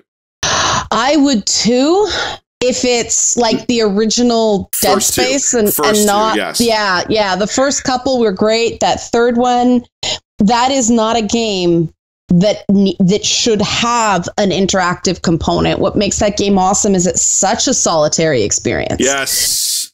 You know, you can't build the tension if you're farting around with your buddies. Kind of put me off to the second one, too. I mean, as much as I think the second one in some ways is superior to the first one, I didn't like that they made the main character start talking. I agree with you. I thought that whole thing where you just heard him muzzled through the mask, where he would just grunt and stuff like that, it kind of just added to the atmosphere and kind of brought you into the character more. Kind of like how Gordon Freeman in Half-Life 1 and 2 doesn't talk. Well, I prefer silent protagonists in first-person mode. Because I remember how annoying it was in BioShock Infinite to have Booker DeWitt constantly talking in my ear, saying the exact opposite of what I was actually feeling about a moment in the game. You told me that before, yeah. I agree with you, but I tolerated it because Troy Baker's such a good actor. But maybe that was wrong of me to tolerate it more because of him. But yes, you're right, though. And that's cool. He did have some moments where he was really good in that game. But the moment for me was when what's her name? Daisy Fitzroy kills that guy and smears the blood on her face. And I'm sitting here going, that's not a stereotype at all. Fuck right off. And then you're in the elevator and I'm sitting here thinking, well, that was a really sensational bullshit dramatic moment. But you know what? This is what happens when people are kept down for too long. And I'm having this whole dialogue with myself in my head. And then all of a sudden me in the game is going, they're all the same. And I'm like, shut up, game. You shouldn't be making that decision for me. You just took away a form of interactivity by telling me what to think. Yeah, I remember that scene, and I agree with you. Yeah. Yeah. Whereas, in that the Bloody Baron storyline in The Witcher 3, which everybody shit all over, but I thought was amazing, they gave Geralt relatively little dialogue. He was kind of being very play it close to the vest in those scenes, which allowed me to actually think for myself what I felt about things.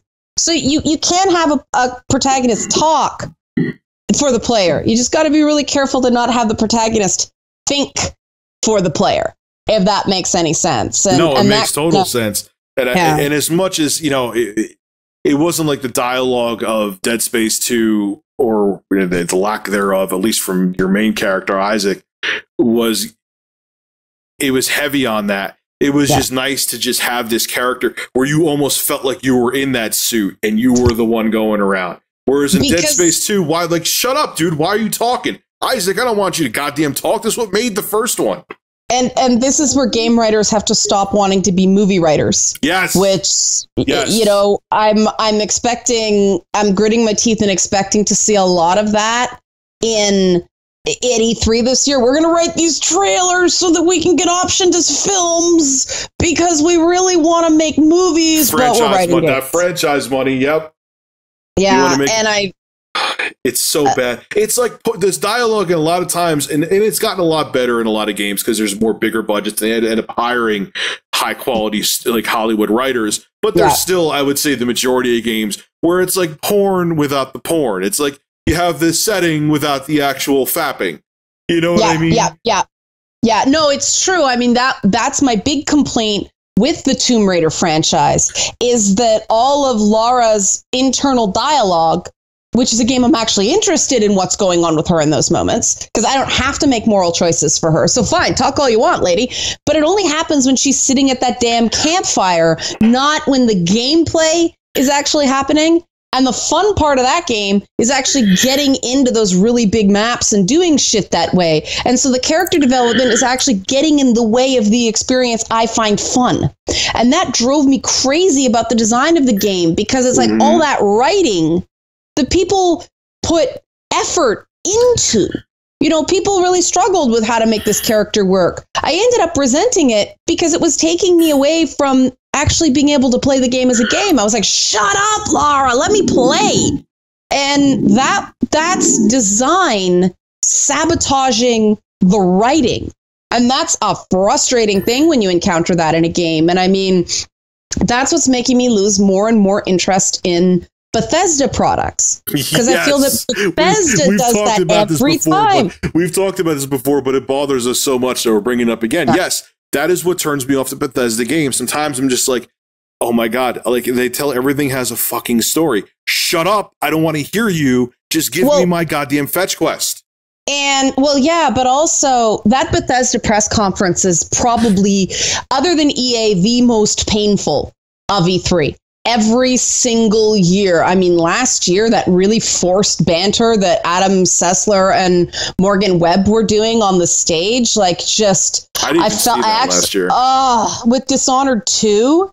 And, you know, it was that, and it was clearly teleprompted, but it was, you can play as Emily Caldwell or Corvo. Oh, who wants to play as him? It's like, why would you alienate a game option that way? And Morgan Webb didn't write that. Well, Adam Sessler is such an SJW dick rider now that I despise him, but that's a...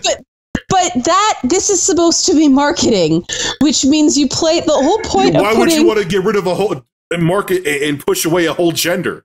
Yeah. Well, but also, like, the whole idea of offering choice is that it's choice, and both choices should be equally valid. Why would you say at your press conference, oh no, Corvo's the wrong choice? Like, you just alienated all the Corvo fans.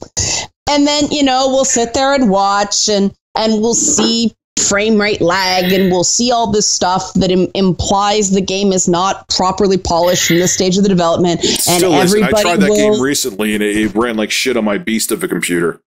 That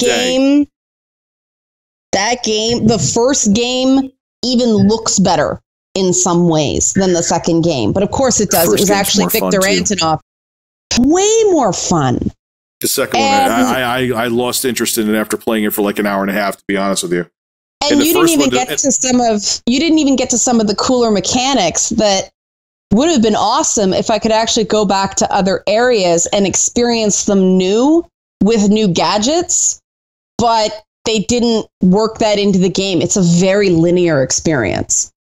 Whereas the first game brought me in right away. I mean, I didn't finish it. Yeah. I didn't finish the first one, I will admit that, but it kept me interested right from the get-go. Whereas the second one, just like, when I feel fatigued in the initial like 2 hours of playing a game. Thank you. Developer, you're fucked. You're not going to keep me. You're not going to keep me. I'm sitting here going, why am I playing stealth in broad daylight? It didn't make any sense to me. It's get as high as you can, you know, death from above the guy, get back up, lather, rinse, repeat. You're in broad daylight. You'll get detected any other way. And I'm one of those stealth players that I like to kind of sneak around and kind of get the drop on guys. And that's fun for me because it feels finessey. Just getting above somebody and timing a button press as you're falling, I start losing my focus very quickly and I start screwing it up. And Me too. Yeah, and the fact that you had to have played the DLC to the first game to have any bloody clue who the villainess was in Dishonored 2 as well, that really pissed me off. I mean, I feel like there's a lot of sequels coming out now that really didn't need to be sequels. They could have easily been DLC packs for the previous game. There's not enough innovation. And I find that really interesting because that's abandoning the whole games as services idea that was so massive for a while. They're trying to do a run around the press with their distribution ecosystems now instead of keeping people in a single game, which I find very interesting. You know, the fact that they are spoilering their own conferences this year. Very interesting. I mean, Microsoft appears it's going to be all about hardware for the third year in a row this year at E3, which I went. Which they can. I'm a little bit different than you. They can make interesting if they do right. Okay, what does mixed reality mean? I have no idea. Nor do I. You don't either. Yes. I don't give a shit. I honestly really don't care about virtual reality, and I've tried it. For everyone who says that, oh, you need to try it first, I've tried it. Some of it's fun. I'd rather sit with it in front of a nice big 1080p or 4K TV and play a game that way, deal with it. But well, because then, if your baby cries, you can hear it. Yes, instead of being so immersed in an experience. Yes, that too. And it's just more comfortable. Like, that's the thing that, like, they don't understand that most people, even if it's an intense game, play games because they want to relax after work or school or whatever the case may be. It's not that, okay, now I want to go around like an idiot now with the helmet on my head and go do this. Like, stop. I'm not saying that VR is a failure. Oh God, we're going into that hornet's nest. It's a niche product. See, we're gonna find out just how niche, because we had 2 years of VR at these press conferences. I suspect there will be an exceptionally diminished VR presence this year, and how diminished will tell you what the market is thinking about VR development, because Windows is really pushing Windows 10 as the platform for VR.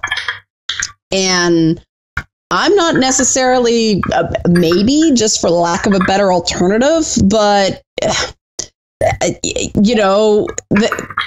what? Like, why? What exactly is on it? That's all third party stuff. What is happening with Xbox? Like, I think we need a company philosophy out of Microsoft this year. I don't know if that makes any sense. Like, more important than any individual product, we need a mission statement from that company this year. I kind of agree, because before Phil Spencer took over, and there was the other asshat there who I can't remember his name right now. Yeah, I can't either, which is telling. Which is, he went over to do something with like Zynga or something like that, and they ousted him too because he's a moron. They had a focus again, and Spencer brought in the focus, and it did help Microsoft. It did help the Xbox brand. Yeah. And that's why I think the Xbox brand, even though it's nowhere near what Sony's doing sales-wise, is still doing okay because Phil Spencer helped turn it around. Now I kind of feel like it's like they're kind of lost again. They got rid of some exclusives. They seem to be banking a lot on Scorpio, so they need to come out swinging this E3 with Scorpio. Maybe it'll be pricing. Maybe it'll be, because I think it was who just brought it up right now. Oh my God, the guy who's a financial analyst who talks about everything. I can't remember his name right now. I know who you're talking about, and I can't think of his name either. Michael Pachter. Right. There you go. He was saying that if they price the Scorpio $399, Sony needs to respond by making it cheaper. That's right. But that would actually, I don't think it will. I wish that Microsoft, let's say Nintendo. I wish that Microsoft could. Speaking of which, I have something about Nintendo with E3. Because if Microsoft did make it $399, that would be, you would see everyone flipping out, losing their minds. And even if there wasn't anything that really showed the Scorpio, if they made it $399, you would still have people going there to pre-order it, going to their GameStop right after the E3, even if there was nothing there with it. But that's an early adopter mindset. And this is, you nailed it earlier. And this is why there's no such thing as a useless tangent on this podcast, because you talked earlier about Tekken and Castlevania being the games that brought you onto PlayStation. Yes. Right. That's how people, I did a podcast with a former Lionhead employee a couple weeks ago. And I talked about how Fable was the game that brought me into Xbox, not Halo.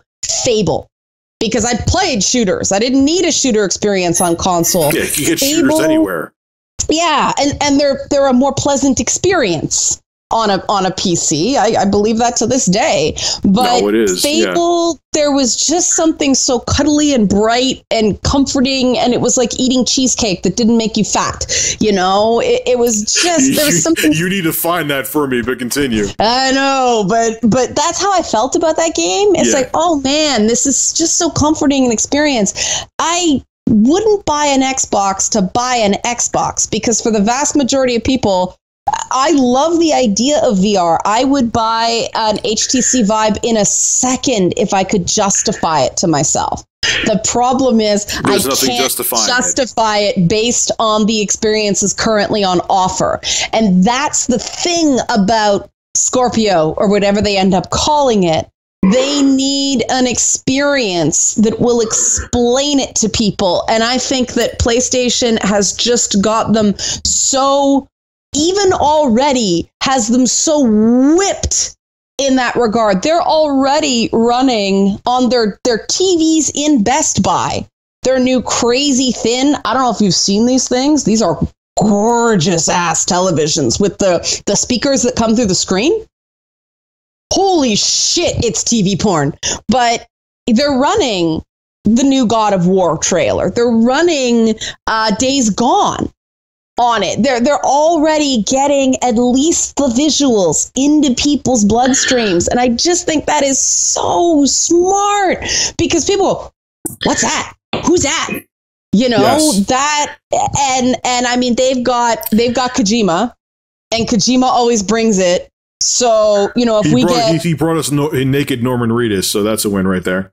And everybody's got to be wondering in some part of the back, what's he going to do for an encore on that? Because holy shit, that just there's an excitement around PlayStation, and who thought even 3 years ago we'd be saying that? Especially with how this PS3 started out when it first launched. And you know what they're doing too is they're becoming like the adult Nintendo, where you go to a Sony brand for exclusive IPs catering to adults. That's the only reason, in my opinion, that's the only reason to buy a console anyway.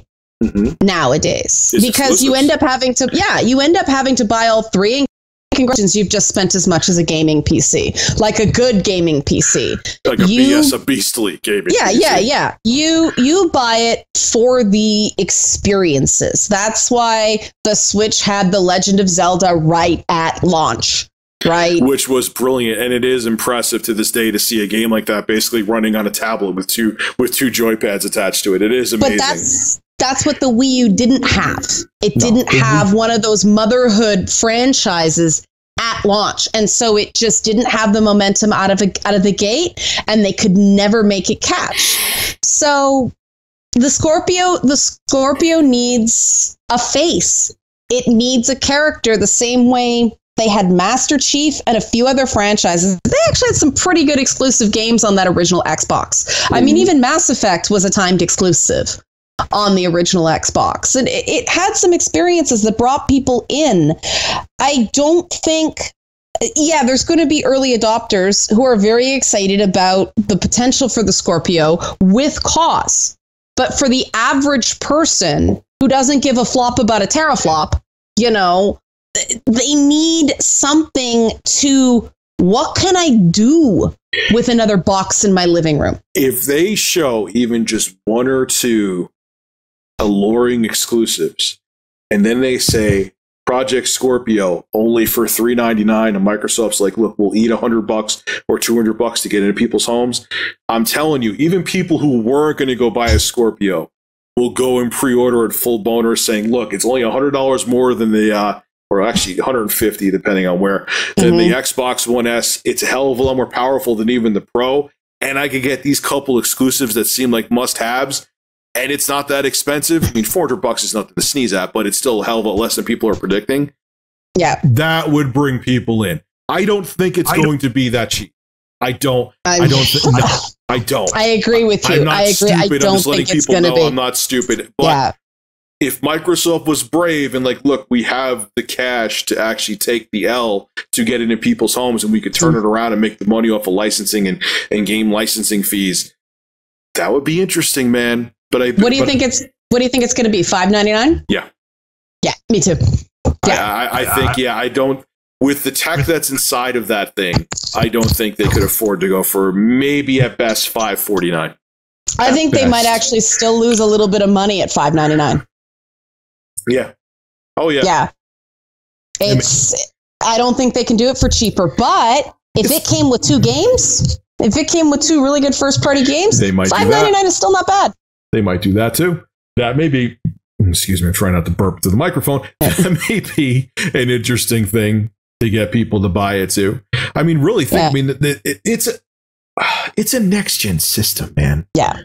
I don't understand how they're going to try to tell people it's just a mid console refresh like the Pro. It is like leaps and bounds more powerful than the original Xbox One.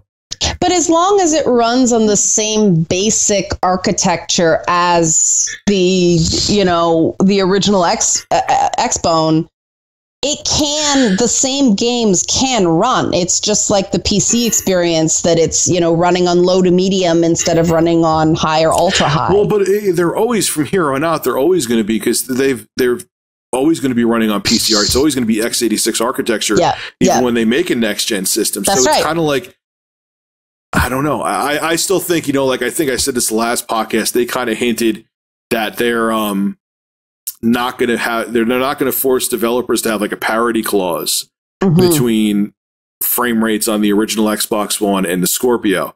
I still think a couple years from now they're going to be like, yeah, don't worry about the Xbox One. I think that's bullshit. And I think that's bullshit designed to make developers continue to develop for the existing Xbox One. That's what I think, because they really need an idea. Going back to that philosophy thing. People are looking for things to believe in right now.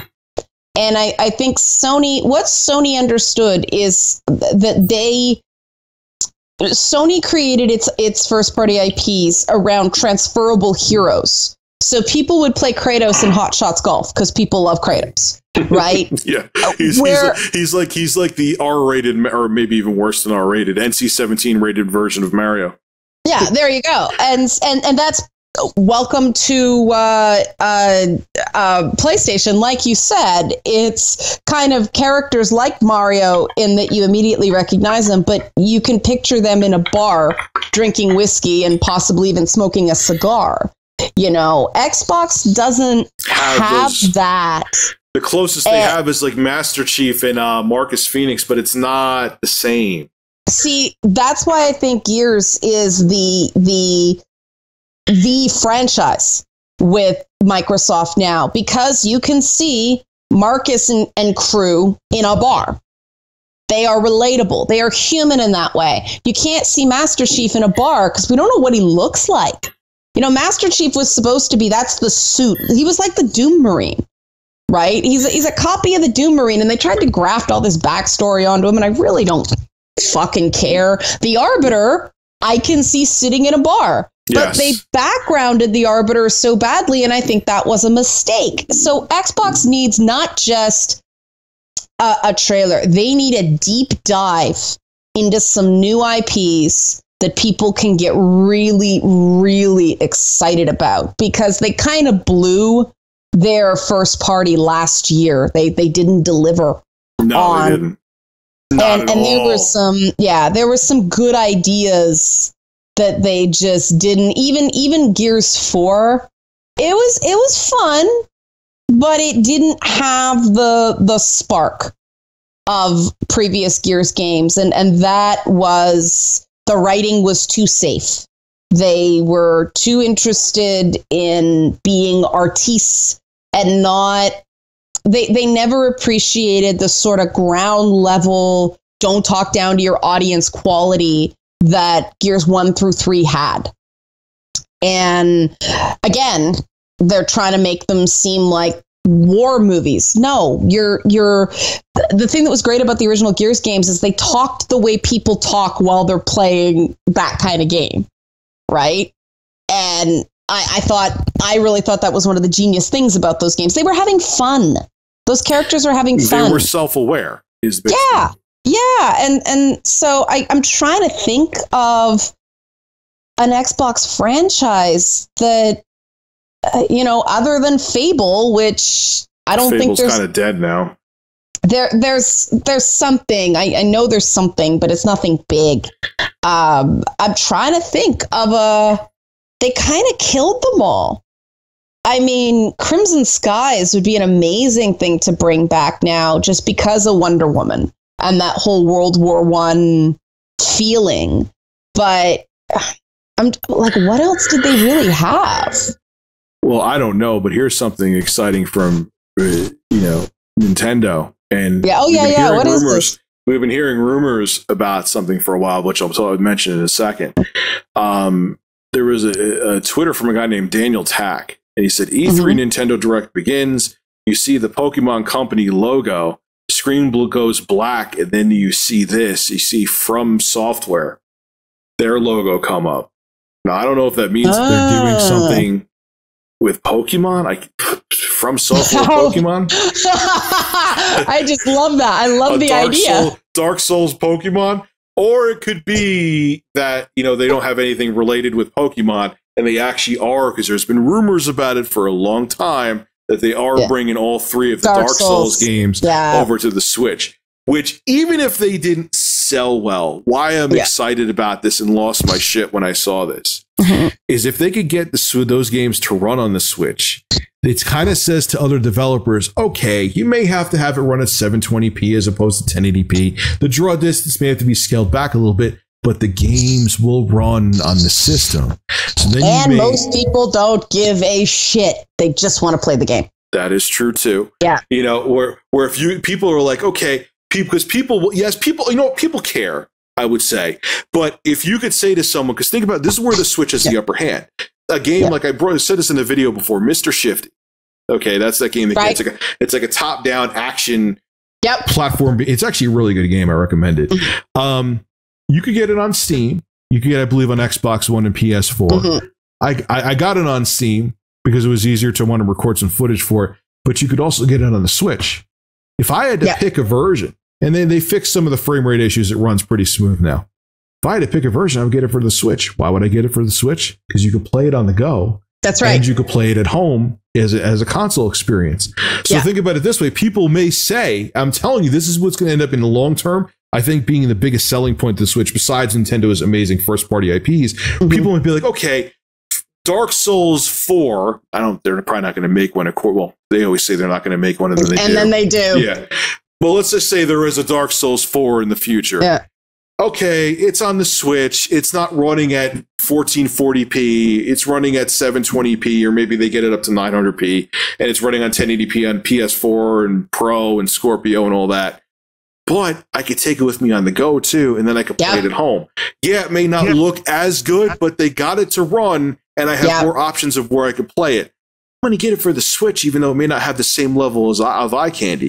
So, what were we going to say?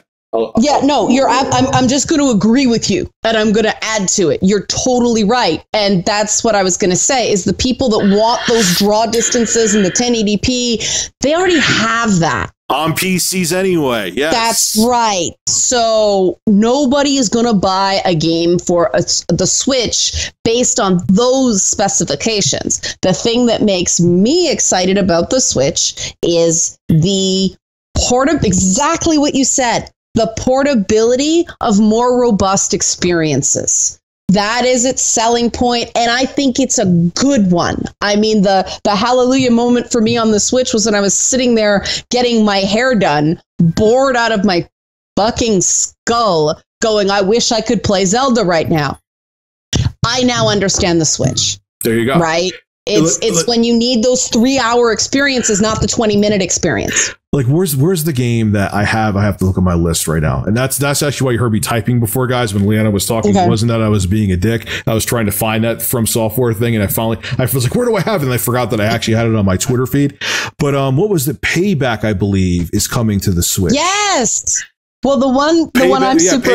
Payday 2 is coming to the Switch. So, I'm not I didn't have interest in the PC, but now it may catch my attention because I could play it in different spots around the house, or I could play it it's if they could get AAA games, even if they're cut down, to come to the Switch, the selling point may be that they're portable. And you don't need an internet connection when they're portable. And where I'm tying this back to From Software, From Software can prove that they can get a huge open world RPG AAA game, even if it has to be slightly cut down or even moderately cut down, to run on the Switch like Dark Souls 3. That may tell other developers, again, God willing, it sells well, that'd be even bigger. Yeah. Be like, man, it could run games like Dark Souls 3. And that game actually sold pretty good. As long as the colors, if they can make the colors not muddy, I totally agree. If it looks crisp, I mean, it's a small screen, so they can do it. It'll look crisp on the small one, but then what about when it's on the big screen? That's where the issue may come in. That's not why people are going to buy it on the Switch anyway. You can get it. I picked up Dark Souls 3 for like $15 on Steam recently. I want to play that game. I have played it and I enjoy it, but I just get so dominated. I know it's Dark Souls. I know you say it all the time. Yes, Rich, it's Dark Souls. You're supposed to, but man. It's just like when you get, I know I'm not a great gamer, but I consider myself competent. But when you get to the first boss and he just fists you in every direction, it's like, oh man, what am I doing with my life?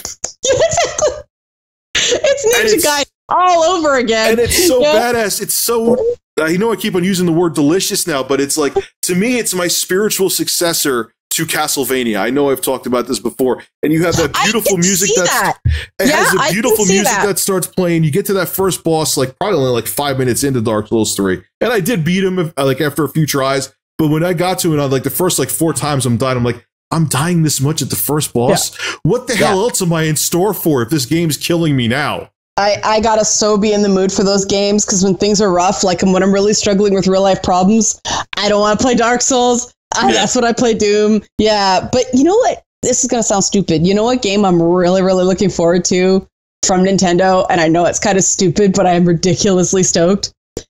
The Rabbids Mario RPG. I could care less about that. I'm actually looking forward to get to Odyssey, but okay. Yeah, I am so, just because I can't see any way that's not just going to be fun. It doesn't even have to be very good. It's going to, and it's Mario, so they're not going to fuck around with gameplay. And Ubisoft is the developer behind it, right? They're a competent developer. It's going to have an amiibo tie-in. So Nintendo is going to have a lot of involvement, but there hasn't been a really good Rabbids game. Again, it's that pent-up demand thing. There hasn't been a really good Rabbids game in a while. They drifted away from that story format, and I get why they did it, but I think it was kind of a mistake. But it's just going to be so stupid, and that's absolutely what I'm in the mood for now. I don't want an epic experience. I don't want a 65-hour story. I just want something dumb and fun that will give me a laugh. And this seems like that, like nothing else. I want toilet plungers and farts. That's my jam right now, because so much stuff has been. So you want my daily life, is what you're saying? Yeah, give it to me with the cucumbers and all, a few pickles too. Like just.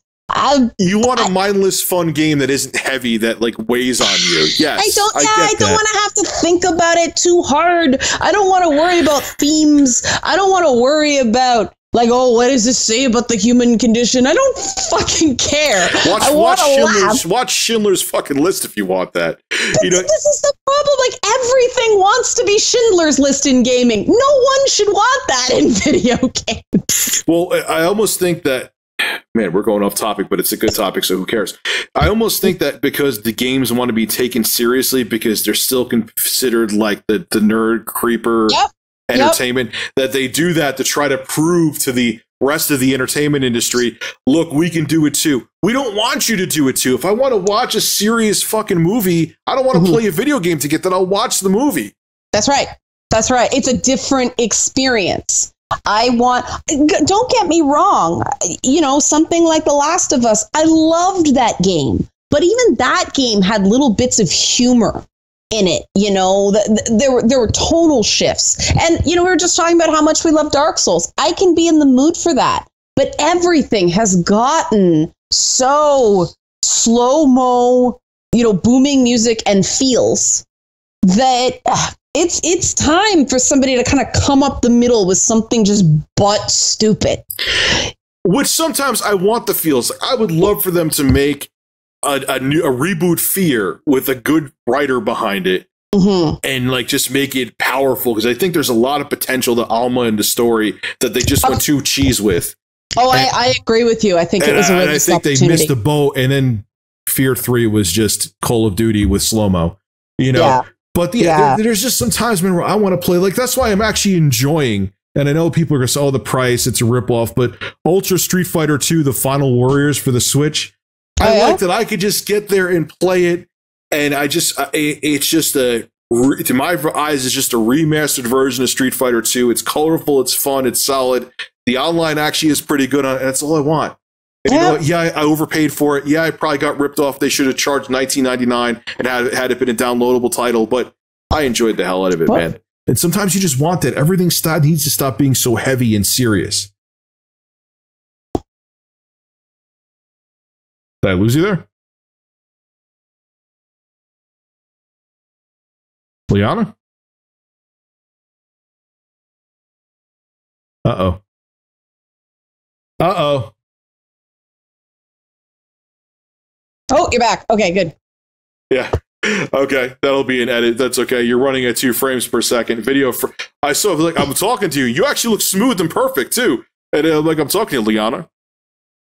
Yeah, so it just completely froze on my end. I was about to agree. I was about to say to you with the Street Fighter thing that if you had fun, if you enjoyed it, you didn't overpay. You know, people are always like, "Oh, you overpaid." That is a very subjective thing. You know, especially with the fighting game too. The replay value is sometimes infinite with it.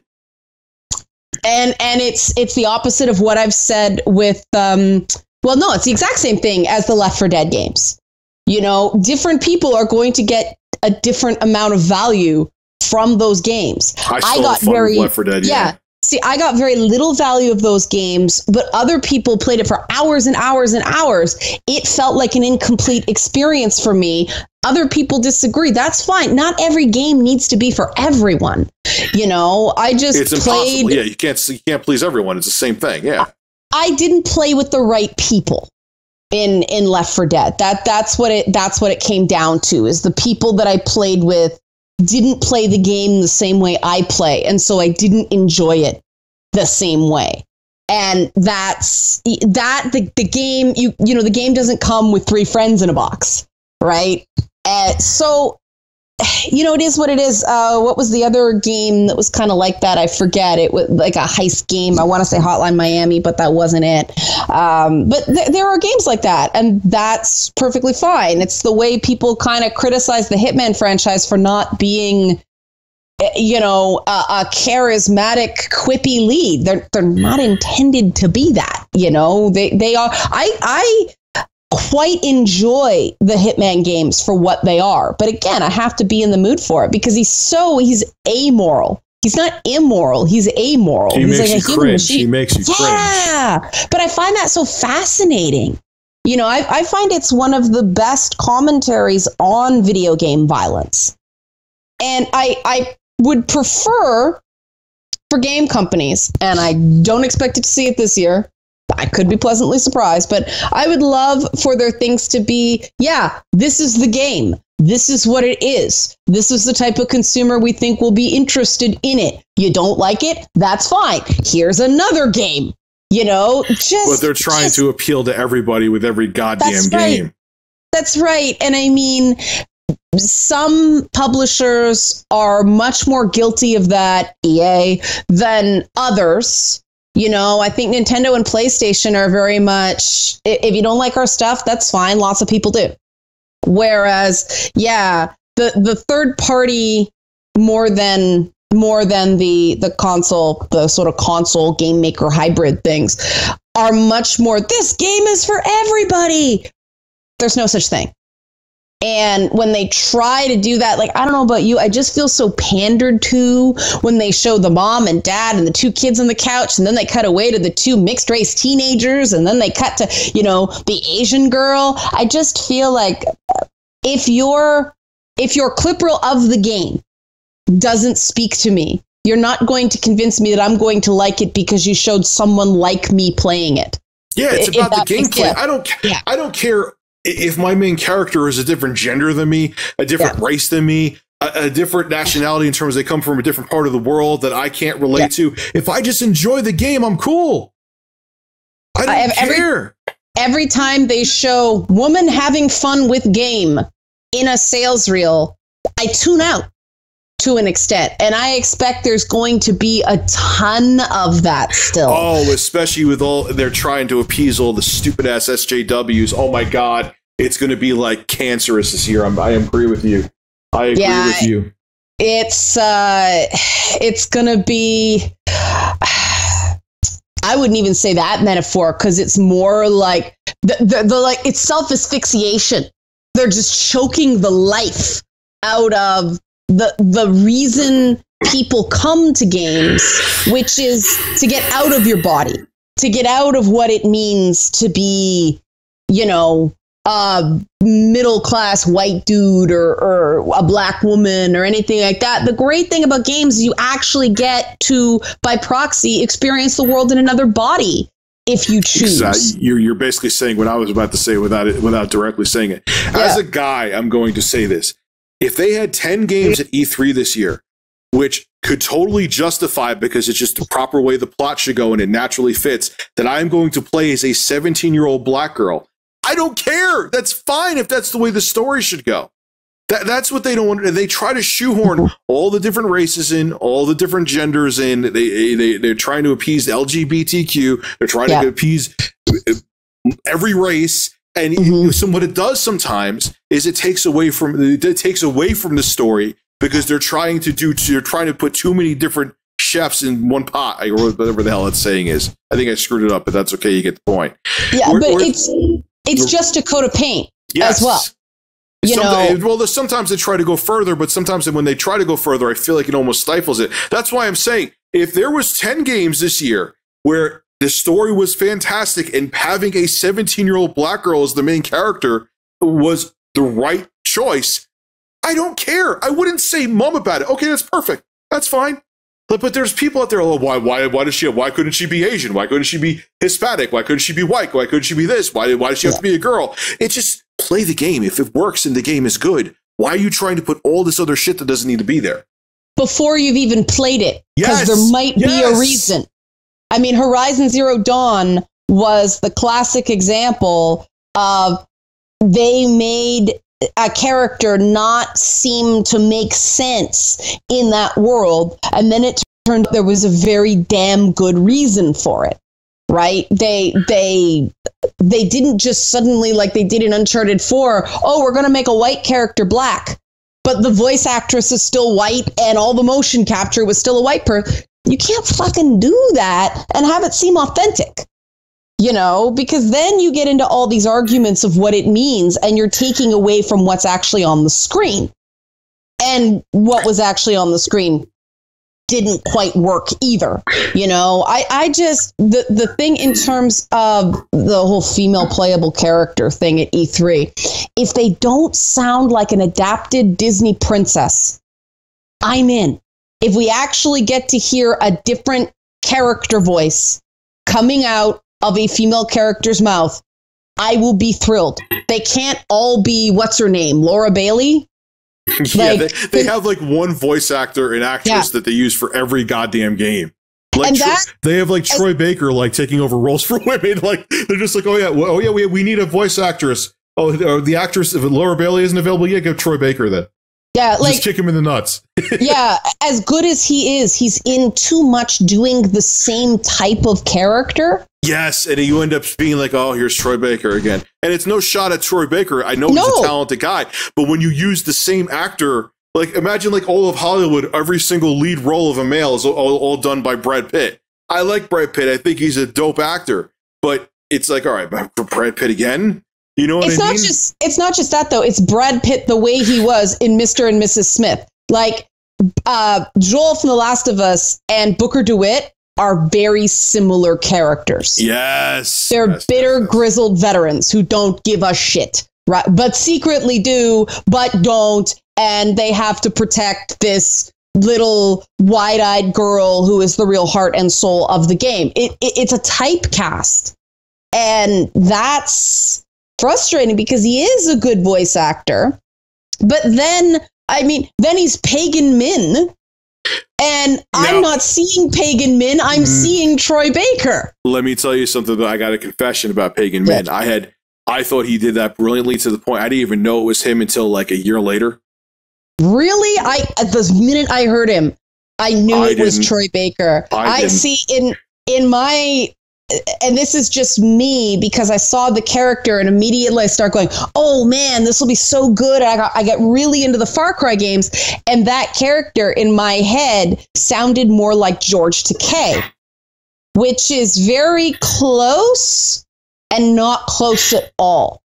So every time Pagan Min spoke and he didn't sound like what I got super excited about, for, the year and a half they allowed me to get excited, it was a disappointment. And that's just a personal thing.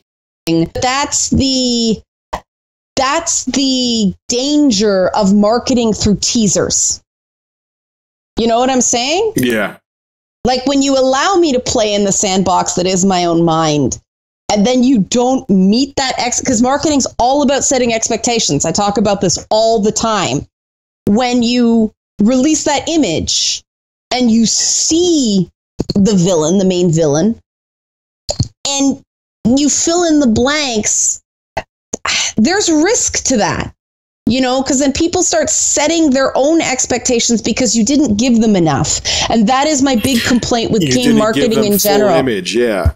You didn't give them enough to set correct expectations. And I find that with these E3 game trailers, that sometimes they actually give a misleading expectation, and that's worse. And that's why I don't think, if you don't have playable something that gives me a sense of the game, you don't get to be in the press conference. Sorry, major franchises, you do release the trailer right before E3, get your little press bump there. That press conference is for games that are ready to be shown as games. Amen, yes. Yeah.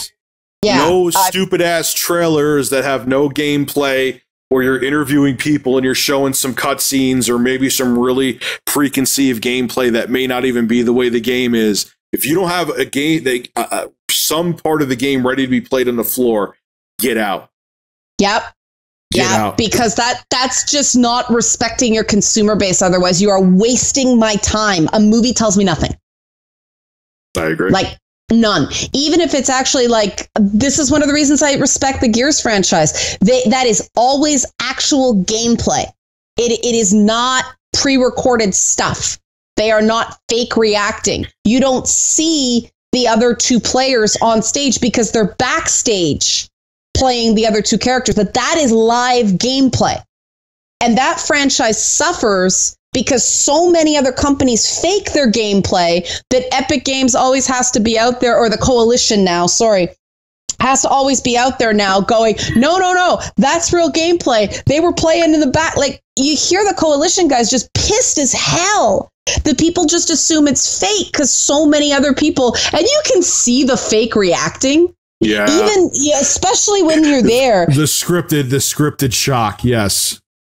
Well, you also see that there's a lag. Like, what they're doing on that controller has absolutely nothing to do with what's happening on screen.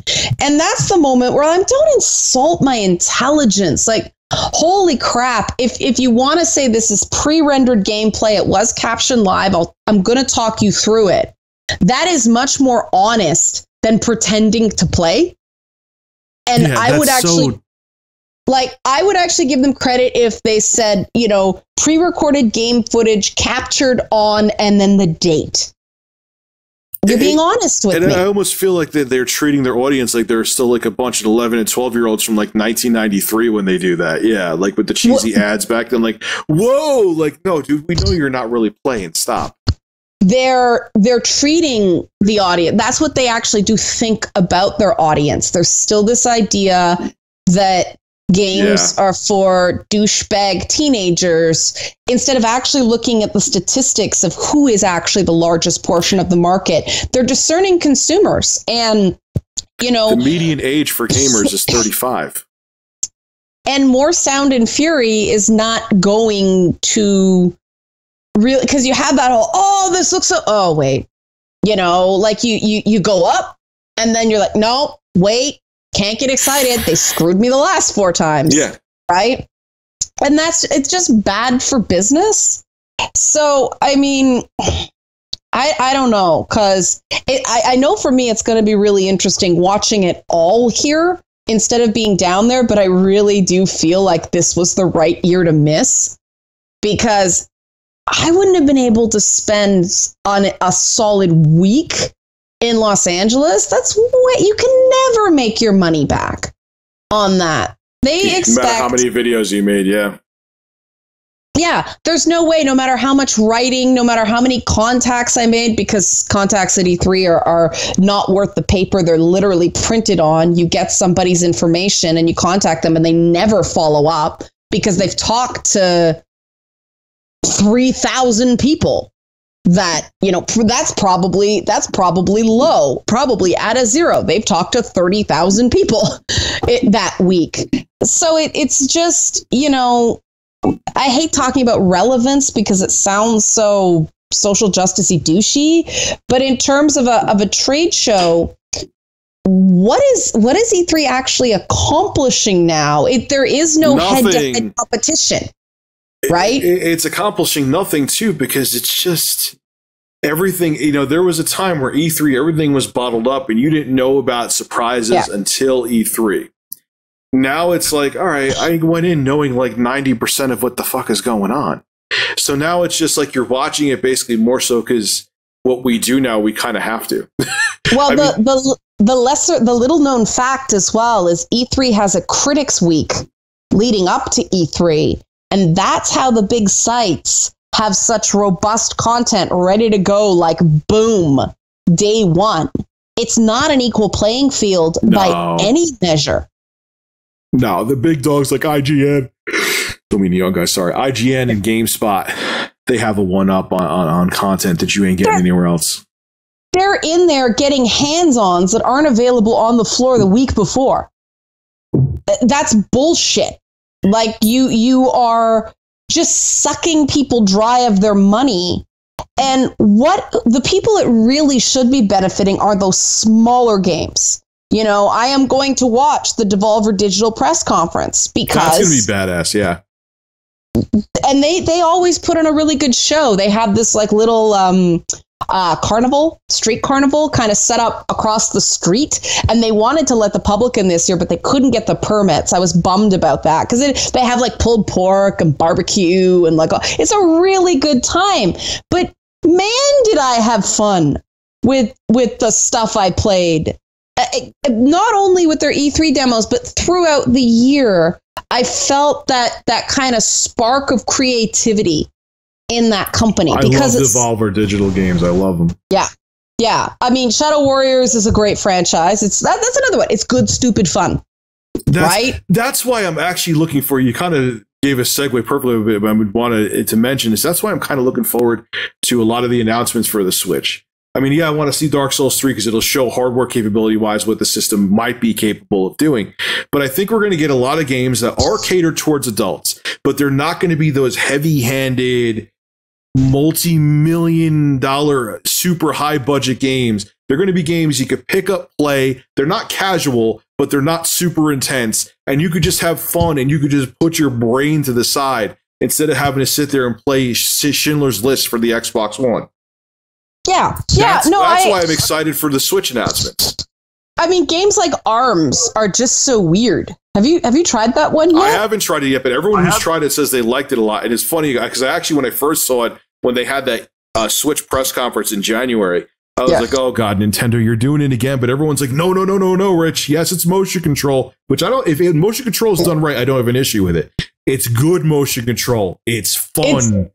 It's also, first of all, it works a lot better for one, which that was a problem with the Wii, let's face it. But and the characters are so oversized, even on the screen, that you just get in there and it's like, Rah! It's ridiculous, but it's fun. And it's one of those games you kind of rope your friends into playing. I can't see it being a really sustained experience. It's a riff on a party game. But some of those party games can be a lot of fun. Oh, until I figured out that Wii Tennis was a gimmicky turd where you just could go like this. When I actually was swinging the racket, I played that all the time, man. If it was, honestly, to this day, if it was real, I probably would be playing it now. Yeah, but you figure that out, and once you figure that out, yeah. I mean, the Switch... Again, it's one of those ones I can see so many possibilities for that console in the kind of games you can play and the kind of experiences you can create. I'm trying not to get ahead of its own development, but it is exciting just because it is a new idea. And I think Nintendo's back. I am expecting cool things from their media briefing. They just got to pick up the pace on those things. They're a little too slow. And they're a little out of touch with their media briefings, too. I facepalm with a lot of the stupid ass shit that they say. Well, it's for an international audience, and it's very cuddly and all that stuff. But like you said, I don't want to see people working on the games. I want to see the games. Yes. I think the best thing a lot of these companies could do is cut their pressers down to 45 minutes. And developers listening to this are probably going, ah! But no, hear me out. Like, I think I know what you're going to say, but continue. Yeah. It's better to prepare a solid 3 minutes. And then, because it's the internet, have extended stuff that people can then watch. If they want to. The enthusiasts can go watch it. Yeah, especially in something like EA, where the brands are so... You watch, you feel the room turn out during that sports pack in the middle of it. Nobody gives a shit about Pele rambling on semi-coherently. It's so true. I die inside when I watch it. I'm just like, oh, look, we have another FIFA. You know? Like, the dude's a legend, and they managed to make Pele suck. This is the power of EA, right? It's the wrong place, wrong time. Whereas, Bruno Mars shows up, or Drake or somebody like that, and he does his song. Well, the Just Dance people are coming. Boom. That starts the press conference, and he waves, and he says and he's gone. It's not 5 minutes of your life that feel like 15. Yeah. And if you've got a couple of new experiences that you really want to promote, awesome. But how much time do you really need to take on Call of Duty? Oh, they milk the shit out of it every year. Yeah. And it's the same. It looks the same. I know that the play is not the same. They do make meaningful changes to certain parts of that franchise. I know what happens, though. It's corporate dick sucking, because then you have Sony's in bed with Activision now because they get the exclusive content like Microsoft used to. So now it's like Sony's doing them a favor by having the big intro, and it's like, we don't fucking care. We know Call of Duty. Give us the other shit we really want to see. But then there is nothing for anybody to see for the rest of the show. And it actually kills. You're like, meh. When it comes to giving your best of show awards, there isn't the excitement when somebody feels like they've got an exclusive experience. When they come out of the behind closed doors presentation and they're like, there was so much they did not show in that trailer. They're stoked, right? They're invested. You've brought them in. When it's just the same gameplay trailer they showed on the screen, you feel like you wasted your time. You spent all that time setting your schedule and booking it to watch the same trailer twice. Yeah, I think they do that one year with like PS4, with Sony and Microsoft's press conference. There was the same Call of Duty trailer just shown at different times during the press conference. Yeah, I'm like, it was the exact same one. Yeah. Well, there was a lot of that with Watch Dogs as well. It was essentially the same content because there's only so much to show. I mean, there's only so much ready. In that game, I did not like the first Watch Dogs. I didn't try the second one yet, so I can't. Oh, night and day. I heard it's a lot better. I heard it's a lot better. The second one. The first one was trying to make a point about hacker culture. The second one was trying to have fun with hacker culture. I heard that too. It was a lot more screwing around and memes, and very honest about the type of people that become hackers. The first one was a very dramatic, very morally ambivalent story with a protagonist who was not at all a nice guy. It was an interesting experiment. I give them credit for experimenting. But yeah, the second game was just way more fun. Just way more fun from start to finish. You start the game without pants. That should tell you all you really need to know. Like, you start at this wild party the night before. Your first fetch quest is finding a pair of pants. That sounds like a game would be up my alley then. Yeah, you're in poop emoji boxer shorts, and you have to find a pair of pants. It's really good. I got that for the PS4. I got to crack that open. Yeah, it's a lot of fun. You know what game I would love to see? I know we can go into this all day, and I don't want to have a 5-hour podcast. You know what a series I'd love to see a reboot for, even though it took 5 years for them to make the third one, Max Payne, because I thought the third one was criminally overlooked. That's Remedy again. Well, actually, it's Rockstar. Rockstar, I think, bought out and they actually developed the third did one. They? Yeah, and the third one. I would love maybe even to see Remedy come back, even though I did actually, I know this is sacrilegious and people lose their minds when they say this. I like the direction they took with the third Max Payne better than that whole film noir shit. I kind of like that grittiness, almost felt like a Breaking Bad-esque atmosphere they had going on with it. I think that would make it badass if they even did a reboot of it. See, I really like Remedy as a studio. So I agree. I mean, Rockstar's working on GTA 6. Of course they are. You just know it. Like, we don't even... I'd like to see them branch out into other franchises, but they know where their bread is buttered. I mean, some people are pretty upset that they're saying that GTA consumers are under-monetized. That was a story that came out recently, and I went, yikes, really? You want that to be your narrative? But Max Payne, you know what?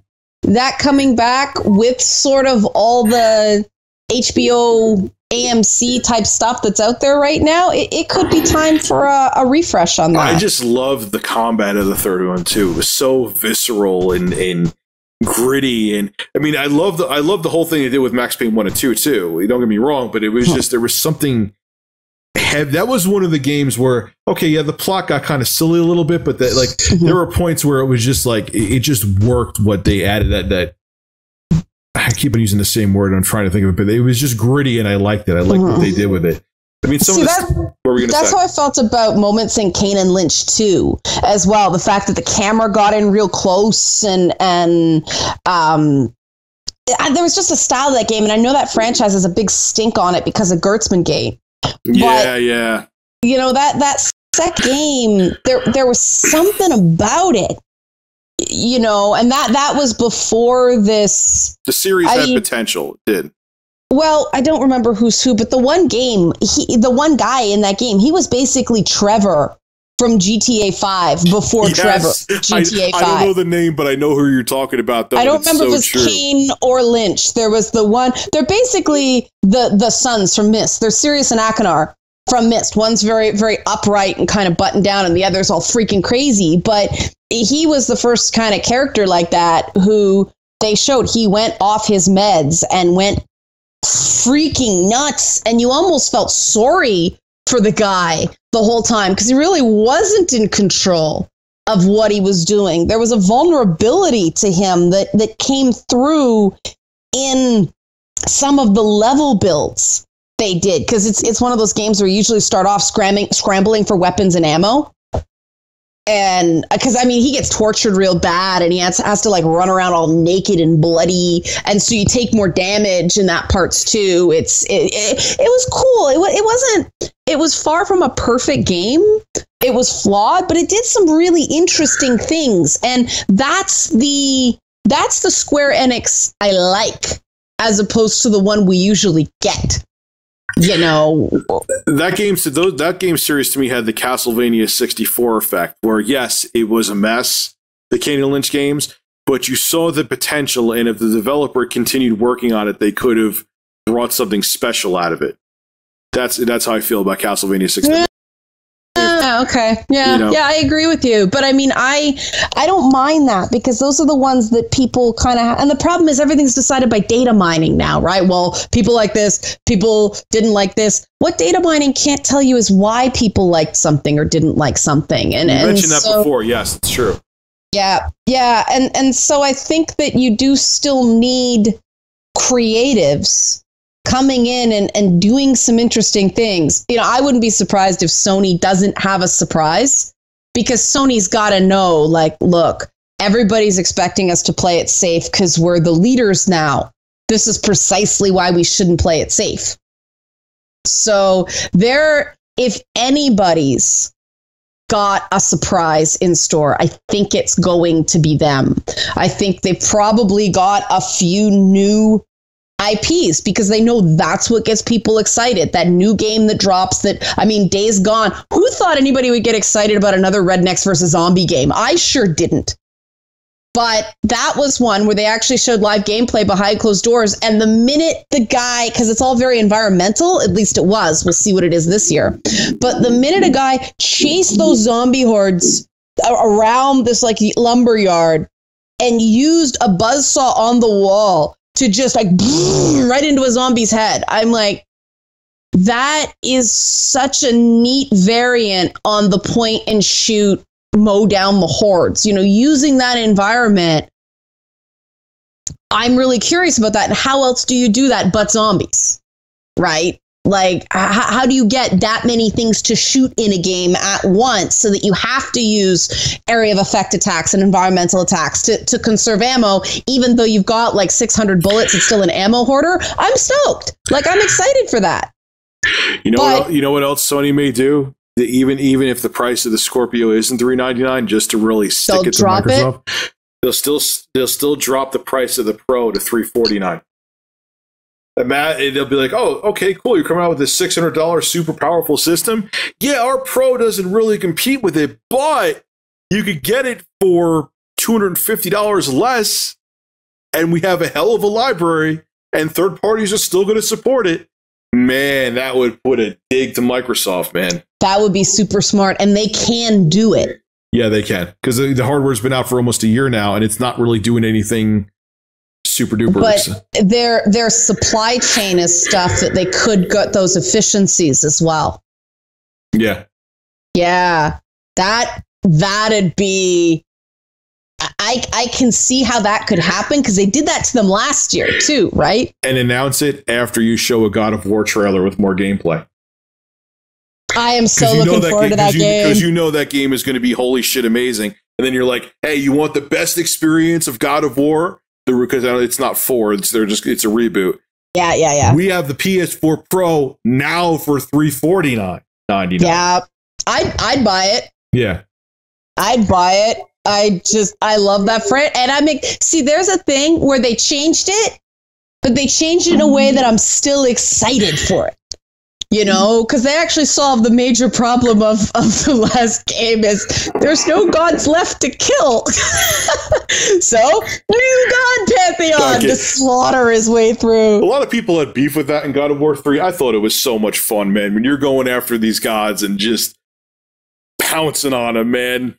Ripping their heads off, and I thought it was great. They actually described it as historically accurate sex and violence. Those Greek epics were brutally violent. It was a rough time to be a human being and living for an average of, what was it, like 33 years? That was average life expectancy there because there were so many wars. People died so young. And I love that franchise. I think it's just... that's what I'm looking forward to the most, is more reveals of that. That's why I really... And there's going to be a shit ton of that. That and Nintendo. Beyond that, honestly, and okay, I'm curious about the Scorpio pricing because I'm not excited for the Scorpio. I'm curious about the Scorpio. Yes, I'm going to get one because I'm a nerd. But that's a perfect way to describe, I think, kind of overall sentiment. People are like, I'll give you a chance, Microsoft, but you haven't gotten me excited yet because they pushed too hard to try to get people excited. And everybody kind of fell under the spell after the presser last year. And then when people started thinking critically again, they were like, wait a second. Yeah, that's only one metric of performance. And it's not even necessarily the most important one. And everybody's like, whoa. And then they get out and literally they walk into the light again. And all of a sudden the hype machine stops because techies are very, very influenced by hype. It drives me crazy because I'll be around like, why are you all cheering? Oh, because you're supposed to, and I'm the one person like. Yeah, that's the thing. Even though I am a techie, I don't buy into the shit. Because I know, but when you're in there with 29,000 other people, it's harder to sort of not be taken in. Mm-hmm. And it's kind of the excitement of being there and being part of something that it is infectious. And then people get out and there's kind of this like this crash when you start going, oh, wait, it's not that cool. And I think that's where the cynicism in games media comes from, is they get taken for a ride too many times. That's a human nature thing, too, because it's like when you go to a concert and if you go to a concert and listen to music that you don't like, you may enjoy it at the concert, but once you leave the concert, it's like, because you're getting engrossed in the whole setting and being with other people, and where it's like, yeah, this is great, and then I leave like, oh, that music sucks. I would never listen to that in my car or on my iPhone. You know what I mean? And it's kind of the same thing. Like, oh wow, the Scorpio, it seems so great, and then you leave because everyone's cheering around you and everyone has their mutual nerd boners, and then you get out and it's like, oh, it's not that big.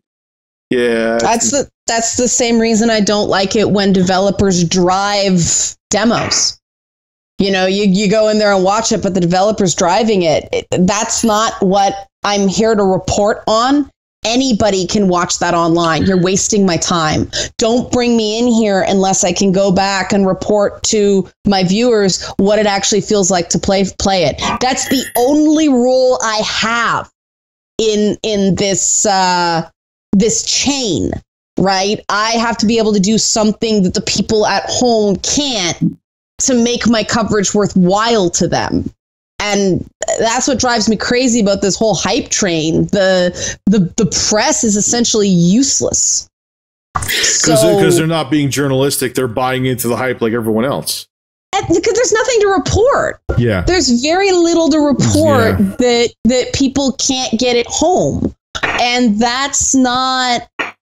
I don't think that's benefiting everybody, because it's a big, expensive exercise for the game companies that can really very much be done in a controlled setting in a studio, and they can just release it direct online. That's why everyone's like, every year, Rich, are you going to E3? I'm like, it's not really worth my time. Like, first off, now they give pretty much, like, I got the blessing from all the way pretty much up to YouTube. My MCN went to YouTube and asked them, can Rich stream? They're like, yeah, there's no issue. It's like, I do better for my channel standpoint at home, streaming it and discussing it and making videos, than I would be if I was on the floor there. And it's not like I'm really okay, maybe I'd make some context, but like you said, most of the context there, you end up making her, toilet paper anyway.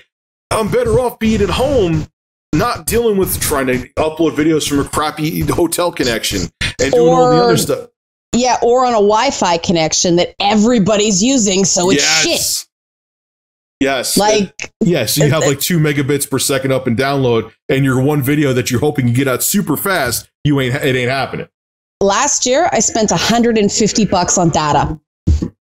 Oh, that's so fun. That I didn't have to be, because the Wi-Fi never worked, and so it was just buying more plans. Well, because to get that live tweeting up there, and why is it so dark? Everybody's got a screen. We're killing our eyes because everybody's, trying to get these, taking picture, tweet it, captioning it. Like, this is the stuff you have to do. It's busting when you're down there. Because you're like, I'm trying to find the thing. Okay, what's something somebody can't see at home? So I'm giving little shots of, the food outside and the line and kind of giving people an experience, because otherwise, what the fuck? It just gets lost in the noise, So the bottom line is that E3 this year is not going to be super exciting. There are certain aspects, like I just mentioned, I'm excited for, and Liana is excited for, but I think the days of E3 being in its prime are done. So it'll be interesting. Also, I want to let you know before we end the podcast, too, for you guys that may not watch my YouTube channel, because I know there is some of you that don't, that just listen to the podcast. I'm going to be streaming the main events of E3 on my channel with commentary, of course. So if you want to watch E3 with me, you can do it there. So that'll be kind of cool. And I don't have to pay anyone else for a bad internet connection, spend $150 like Liana did. So there, it just makes no sense to me to go there anymore. But I think we are actually at like 2.5 hours of time. So I think we are pretty good. So again, guys, thank you. This is episode 9 of the Rich Ed Red podcast. We will be back next week. Again, if you want to support us, the best way to do it is on Patreon. Again, we're going to try for like around 6 months to keep it sponsor free, and hopefully it goes in that direction. If so, that would be awesome. So if you want to support the show, you'll see it in a link in the description. And we'll be back next week to talk a shitload about E3, because E3 will be happening at that point, and we will have, of course, a lot to say. So have a good week, guys, and we will see you in the next episode.